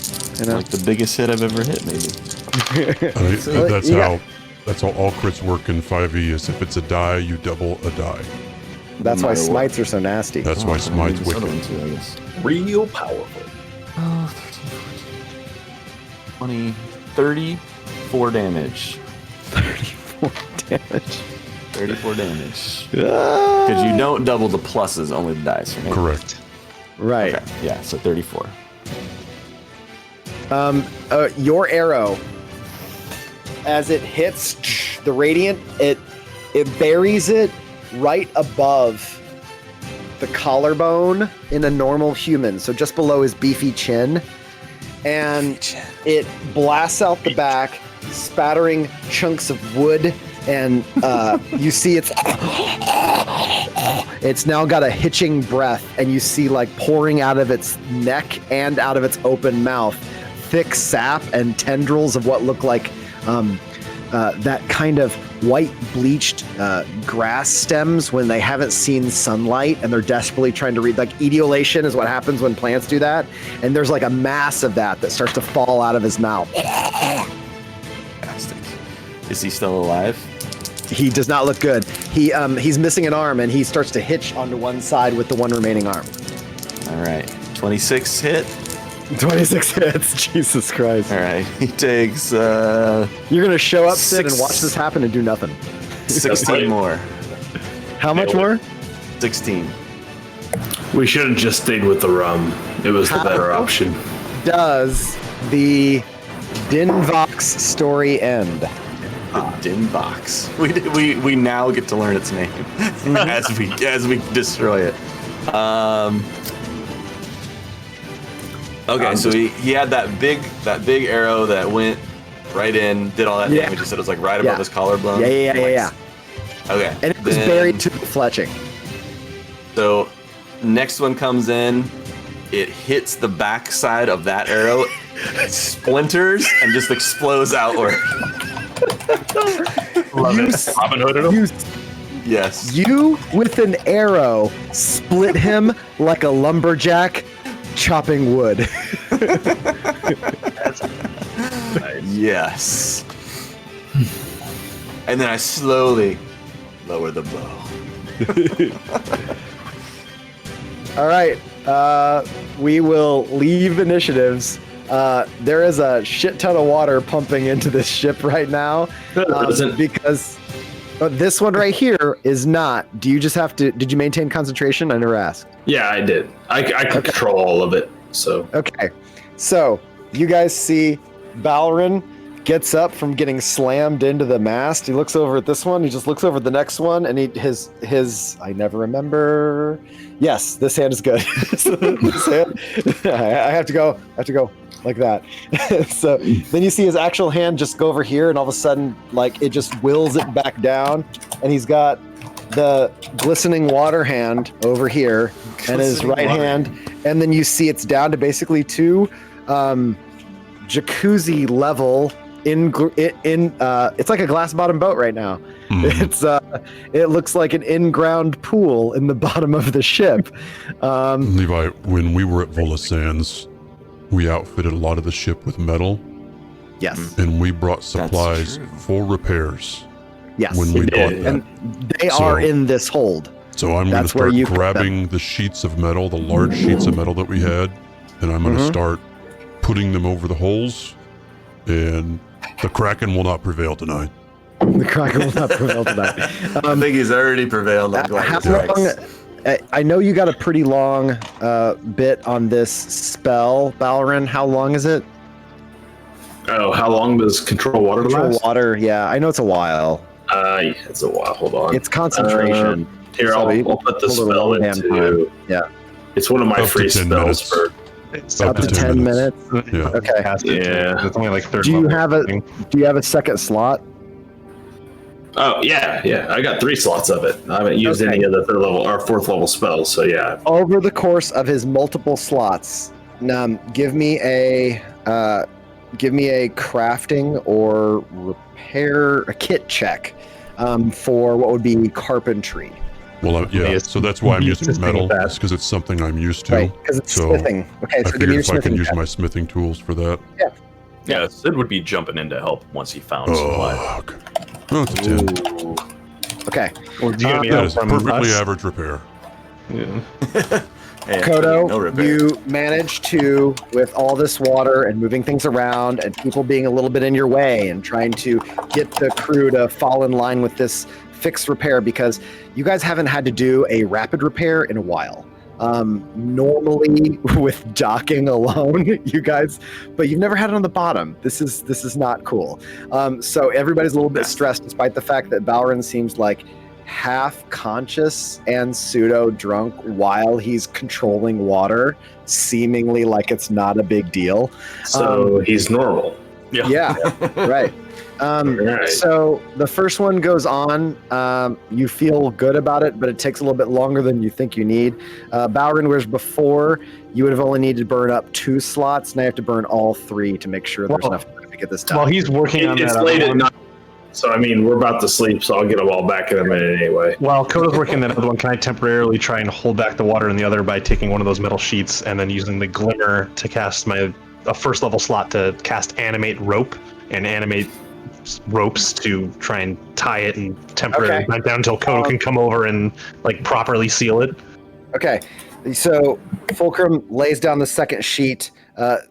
It takes more than one person to move these. They're heavy. And so as you lay it out and you're getting help, you see Sid, Fulcrum lifts up his hand, and all of a sudden rope animates itself and starts tying it down to everything it can, interweaving itself like a wicker basket netting that then pins it down to the deck. And after the shadow flames dropped off of me, my axe went up into my arm and is now a smoking tattoo.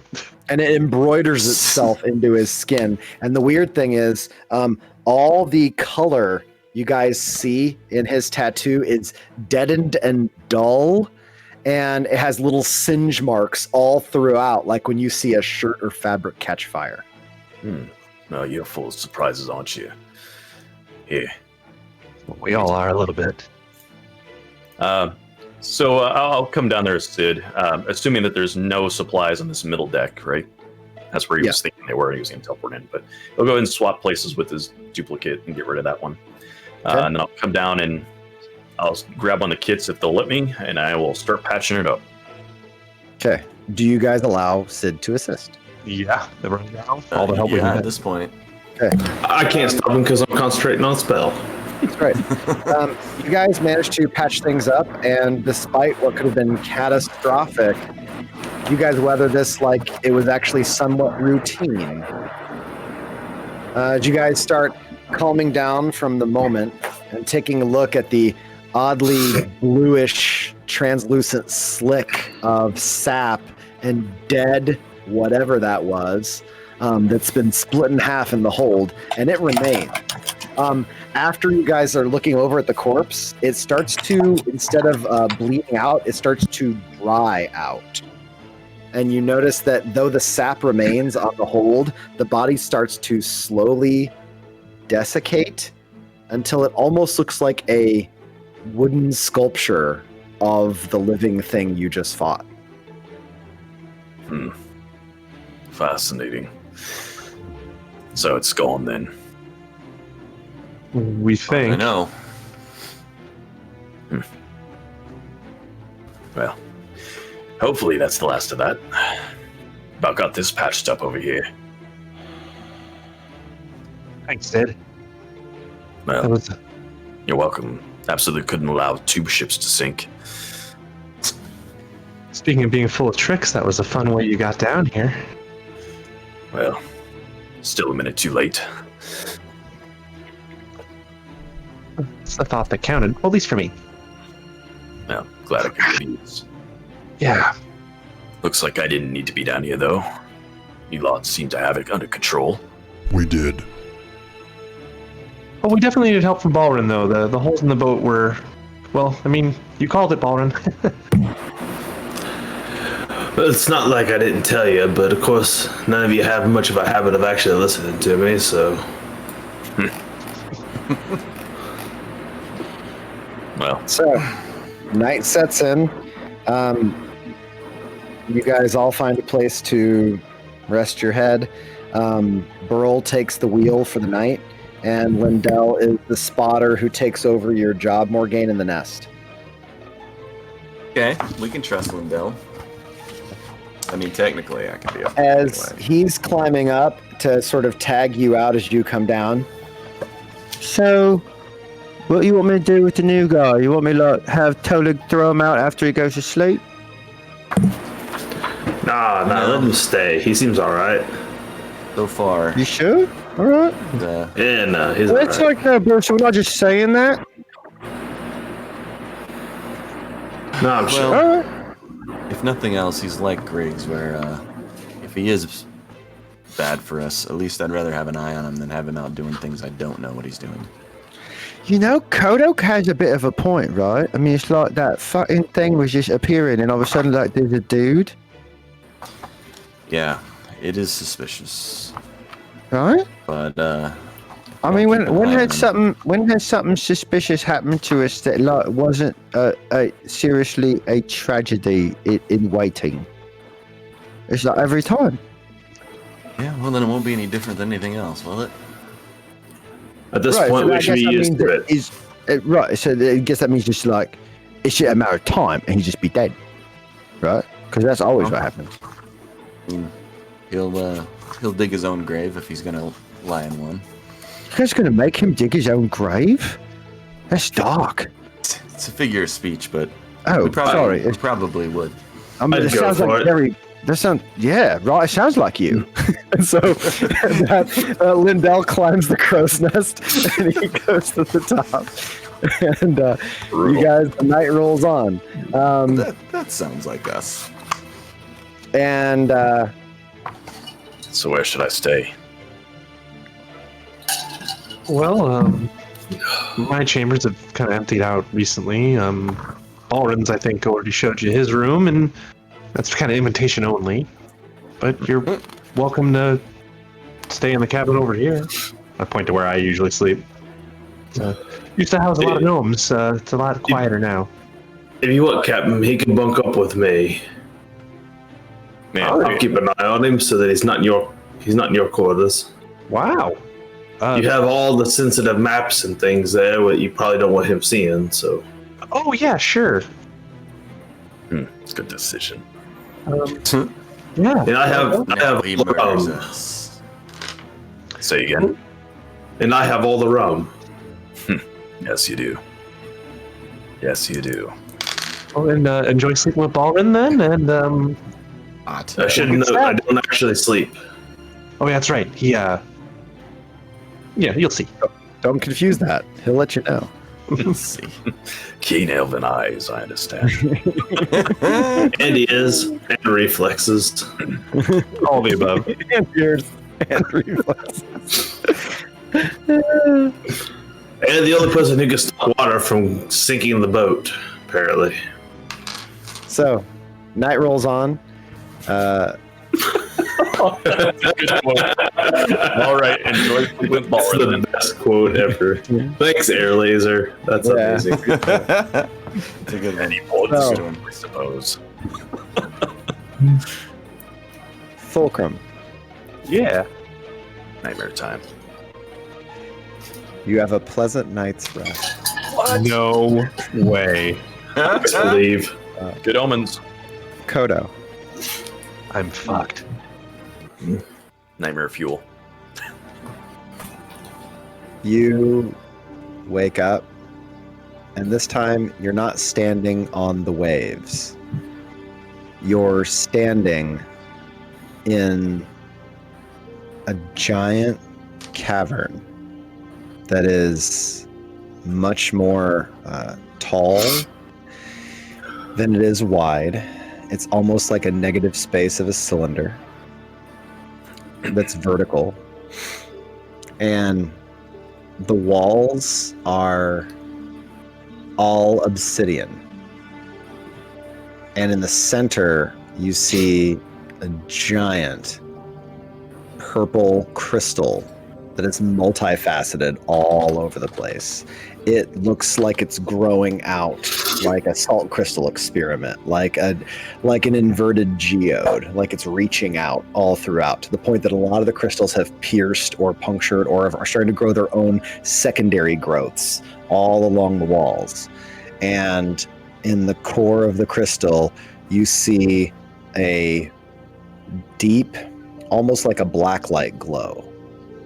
And there is a bent all the wrong way silhouetted form inside of something that is massive, serpentine, and it looks like it is in extremely, it looks like its spine has been bent back into a C shape the wrong way.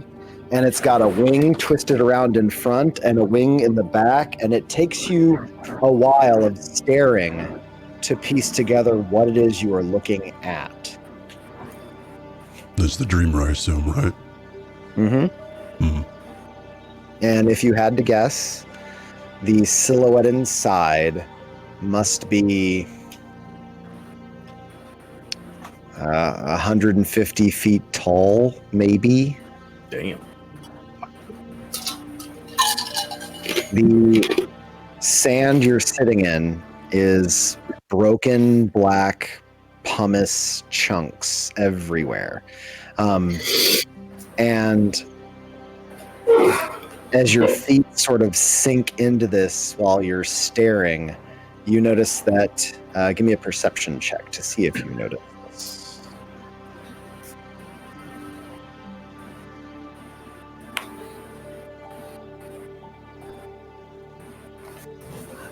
I'm pretty sure I do. That was an 18 plus 8. 18. So, yeah. It takes a few seconds, and then in your left peripheral vision, you notice that there is a reflection of light in the obsidian that is the glow from the inside of the gem reflected. However, it's in your peripheral vision that reflection of pulsing light, you notice it has pattern for a second time and a third time. So you really try and watch it to see if there's any sort of change. The same as the visual equivalent of listening to SOS or something. SOS. Okay. And you see pulsing throughout very subtly. It's a steady eye and a lot of concentration because the signals are many minutes apart. You see reflected in the light is patterning. But the weird thing is, it's very hard to notice because the light reflection of some sort of pattern or line work or drawing floats along the crystal edges of crystals like light normally would reflect. So it's hard to even notice anything is there. But the way it keeps pulsing, it moves. So sometimes it pulses here and sometimes it pulses there. But it is semi-regular, and these intermittent bursts seem to be about 7 minutes apart, give or take. You don't have a perfect memory for timing, so it's not, but it's far enough apart that you wouldn't notice it the first. Mm-hmm. Silence drags on in this place.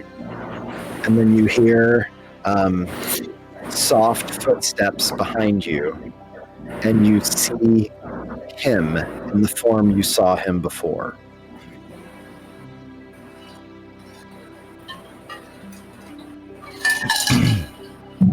And he just moves into your right flank and is also staring upward at it.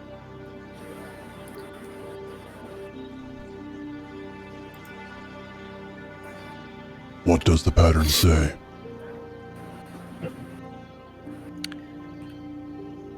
That would be the bars of my prison.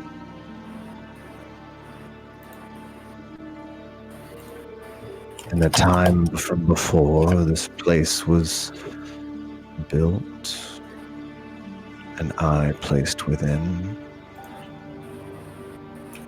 and while I was broken and defeated, very clever configuration was written into the walls themselves.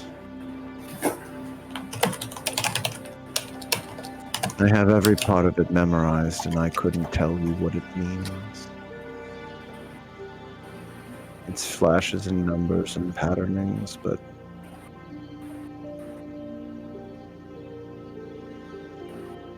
oh, young one, you cannot know what a hell it is to see the very puzzle in front of you and to wait centuries knowing that if you could only understand it, you would be free.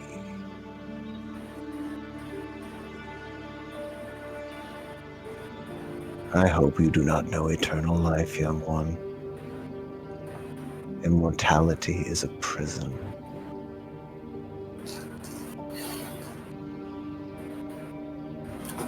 Yet it's also a choice, is it not?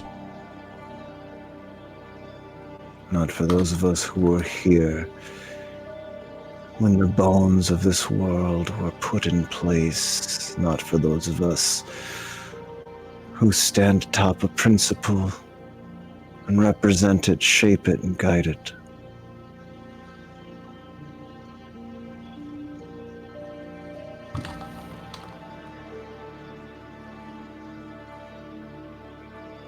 You're on the path, and you are strong because you believe, young one, and for that, I believe in you.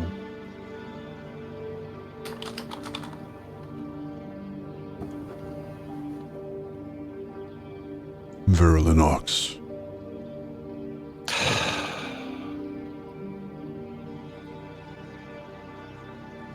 Yes.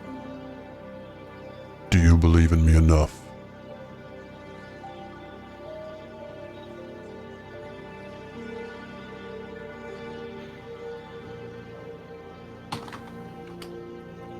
She will not be ready for someone like you. That's why you're perfect, Koto. You believe. And that's where we're going to wrap for the night. Oh, man. That's good, because I probably can't handle any more rum. We are now on officially like 3 hours of Ogle hammering the rum. Listen, I can go for another hour. I just probably can't role play after another 30 minutes of it. Yeah, I was gonna say before we kicked off, there were like what 3 or 4. At least I can't, listen, I can't tell. I just drink. I just drink till I get the job done. I don't count. Like it's just counting's for students. That's right. Like, I don't, It's very character. my kids have to count and do math and shit. I just drink. Let's do plugs. Yeah, we can plugs. Yeah, we got Plug it up. We got a big old Monday plug. So yeah, Monday's a big day for us. Mm-hmm. You want to talk about it? Well, I don't think I'm qualified. You go for it, Jeff. All right. So Monday night, Dustin and I will be sober and talking with Luke Gygax. Well, okay. But Luke Gygax is going to be joining us on the Wisdom Check, 10 p.m. Central Standard Time on Monday night. It's going to be kick-ass. We're going to talk. We're going to find out a lot about Gary Con, the convention he puts on, and a lot of the other activities he gets up to. It's pretty kick-ass. I mean, it's not every day you get to talk to somebody from the legendary Gygax family. Yeah, I'm going to ask way more Morgan Caden questions. So be prepared. Morgan Caden questions. Fair dues. See, so that gets us through Monday night. Tuesday, Cam puts on a show. Yes, I'm putting on a show. What show is this week, Cam? We don't know. We're doing what we do. I want to rename it the Cam Variety Hour. The Cam Variety Hour. They tune in, know what they're getting. It's never. I've decided that I will always, unless there's like something major happening, I'm gonna try to always stream. What it'll be, I don't know. So I like could that. be some more baseball awesome. with some. I support chaos. With some Me too. announcer voice, which apparently is a hit. I didn't realize. I got a shout out to Announcer Clint voice for that is great. idea. Everybody loves it. So I work Tuesday, but like the following Tuesday, I want to get in on the announcer thing. Like that's right. You want to do your. Star. Here's a guy. So it could be that. It could be music. For like an entire episode. Like, Yep. We're gonna have Airleaser back sometime soon. She had a little bit of a knee problem, so maybe not having an update on her workouts quite yet. But we can talk about what we did. So we are gonna have that coming up. Maybe not this week, maybe the following week or something. We'll figure it out. She fell down the stairs apparently. So. Oof. Yeah. What the hell? Yeah. Sprained knees, swollen. It's been going around. Yeah. So. But we'll have her back soon for some barbell knowledge. We'll do some bardic knowledge at some point. We'll do some baseball knowledge. It's just all about knowledge. But yes, Tuesdays things will happen. I just don't know what yet. Wednesday is a good chance. Wednesday, there's a very good chance that I'm going to be doing GM prep unless Jeff's ready for Pathfinder yet. And I don't think he probably is. So, go ahead and rock that out. So Wednesday at 10 p.m., you'll find me doing GM prep for my Zweihander games. I just ran the off-stream game last Thursday, just a couple days ago, and it went spectacularly well. I'm big fans of the way my off-stream players are playing Terran and Treefell right now. They spent, I don't think we hardly rolled the dice for 3 hours. Like they just spent time just role playing and trying to dig into what was going on and trying to figure out. For noobs, that's super awesome. That's great. And so it's I wish I was streaming it. I really do, but it's cool. But nonetheless, they're doing a fantastic job. I do have some more work I got to do prior to Horan Huttenberg, which is a week from tomorrow. So as of tomorrow, we're 1 week away from the next Horan Huttenberg, which at last GM prep, I named episode 7, All the King's Horses, All the King's Men. So it's the Emperor finally arrives to town with his entire entourage. And so all the King's Horses and all the King's Men will be there. And you get to look forward to that a week away. But GM prep will be this Wednesday, most likely, unless I go out drinking with my coworkers. We'll see. Thursday, we do video games. So we've been kicking around some new things here and there. I don't know what we'll be playing. We got a couple options. Cam and I start poking around at League of Legends. Maybe we can trick some of the other guys to join us and we'll suck. It'll be awesome. Sucking it at Looking forward to that game. Baldur's Gate soonish. Yeah, Baldur's Gate. Where are we gonna get a Baldur's Gate happening? Oh, we'll get that when it comes up. They announced some Twitch features that might affect how Twitch can affect even conversations. Oh, that's interesting. That's badass. Oh, that's so cool. like Twitch plugins that can affect Baldur's Gate. Maybe. I thought I read something about that. That's cool. How have there not been more games did a lot than of what that too. Vermintide did? I mean, how have there not been more games that have done that? Like, Yeah, that's pretty fun actually. When That's really They cool. would just basically everybody watching gets to vote, and then they get to make something awful happen to us. Or Early sometimes give us access, something good, but Early they access rarely is choose that September option. 30th, by the way, for Baldur's Okay. Gate. really? That's really cool. All right. That's That's close. sooner than I thought. It's a couple weeks, guys. Just Okay. 3 weeks away. So, DM to Art, I will have it this coming week. I'm going to try to get back on the schedule now that I've adjusted to the school year, which was a new normal.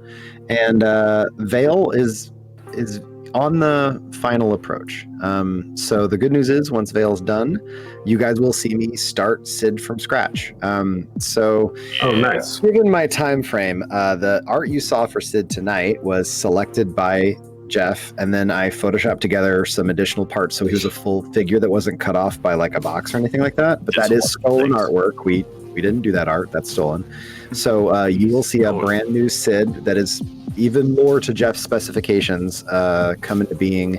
Given my time, from the time Vale is done, Sid'll probably be a month. I'll try and make Sid in a month if I can, but likely it'll be 2, but we'll see how it goes. That's a fair amount of off-stream work, you're assuming. Yeah, I'm going to try and rush through off stream if I can. Is there anything else you guys want to cover? Trying to think if there's anything else we missed. We got all this Whitehander stuff. We got Everstorm. Just so it said, Everstorm's 2 weeks away, right? We're 2 weeks out. We are Okay. 2 weeks out. We're trying to stay on every other weekend. I really like that. So the way we currently have it set, Everstorm's 1 week, Horn Huntenberg is the opposite week. You're on Saturday, I'm on Sunday, but our weekends are opposite. So. My students have to be better than me to do that, and I no thanks. I will not be at next game. Oh, They've got an okay. anniversary, Okay. so we'll be Okay. bowing out for the evening. Okay. We'll have to. Then that means somebody's going to have an awesome adventure. Yay. 2 what's weeks the from now, you paradigm? said? We're I out of said- the. What's our That's new 27. paradigm for if you're having side adventures? We were looking for a long series of movies. Medea series was one that was. Yes, Medea is what we were. That's right. Some of those titles Ernest and include such Medea. things as what is it? Neighbors from Hell. Get We- the Job. We had also considered I can do that. Yeah, we have we had all the also I say the Ernest movies. We'd also consider the Ernest movies, like Ernest Goes to Camp, Ernest Goes to Jail. I don't know. Like, I really like Fulcrum's I Can Do Bad All by Myself. Hey, if we're playing the 27th, that is also my anniversary weekend. I won't be here either. Oh, 26, but yeah, 26 is mine. Mine's the 25th, I'll but take we'll it. probably I be might be gone. looking at that date. I'll take Well, shit I ain't got to worry about for 1,000, Alex. Well, everybody, since it's an anniversary weekend for some players, we're going to see what's going to happen because I don't know. That said, I have something. What? On the 7th, which is four Wednesdays from now. So it's the first Wednesday in October. I have a dark secret.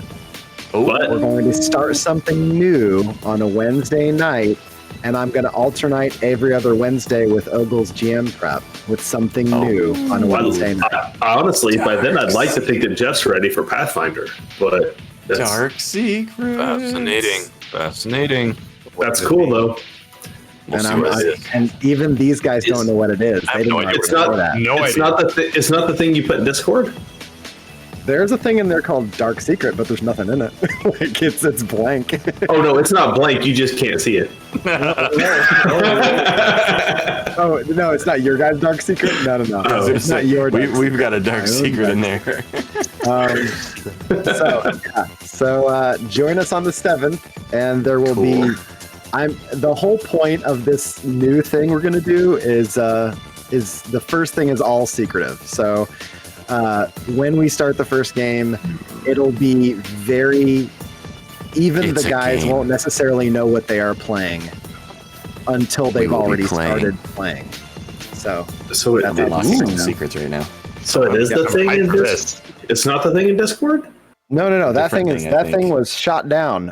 Pretty much. it was murdered What? on its inception. Oh, I was excited for it. This is an entirely different thing.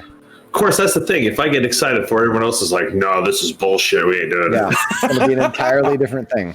So, Oh man, that'll be interesting. We'll see what that is. Awesome. I'm curious. October 7th will be something new. 7th. Okay. Awesome. And Everstorm won't stop because I'm starting something new. This will be an additional thing to Everstorm. Dark Seas. That's cool. I'm down for it, whatever it is. You know me. Mm-hmm.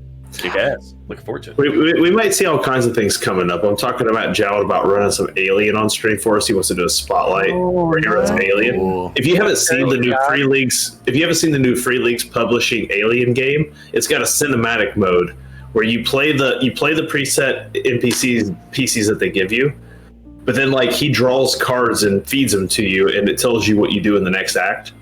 And like, so your motivations for your character completely change, and it's totally 110% like PvP. It's fucking crazy, but it's amazing because like you just suddenly reveal that you're a synth and that you're out to like kill like a certain member of the party or some shit, and then everyone takes you down. Like it's pretty cool. That sounds pretty cool.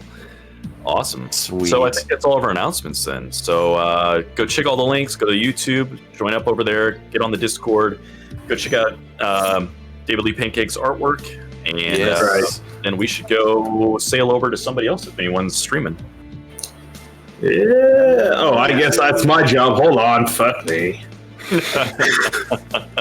I guess I'll find somebody to raid here. Let's see. Hey, you know what, Maddie? Oh, wait. TPK Roleplay's doing some Dungeons and Dragons. Let's go talk to them. Oh, nice. We don't visit them much. Let's go visit some new people. TPK Roleplay. Yeah. It'll take me a few seconds because I was sleeping on the job. Yeah, you know that happens sometimes. Yeah, it is like Sears before we close on mine too. I got a few online. It's I see a Matty Moore, Go and a Scuzz Nugget. Your dad streams during the day now, Jeff, so I don't always catch him. Has he started Bowering yet? That's. I see how many more weeks of like time I have to save up money to pay him for Bowering. Because I'm paying him for Bowering. So I'll put it in Discord. I'll let you know. Everybody's All right. paying a plan to buy their own character. It's fan-fucking-tastic. Look, he might just give it to me. I'm paying him for it, though. I don't care. I'm paying him. That's how it works. So. Well, the bus is loaded, so we'll see you on the flip side. All right. There we go. See you guys. We're coming out. We're out.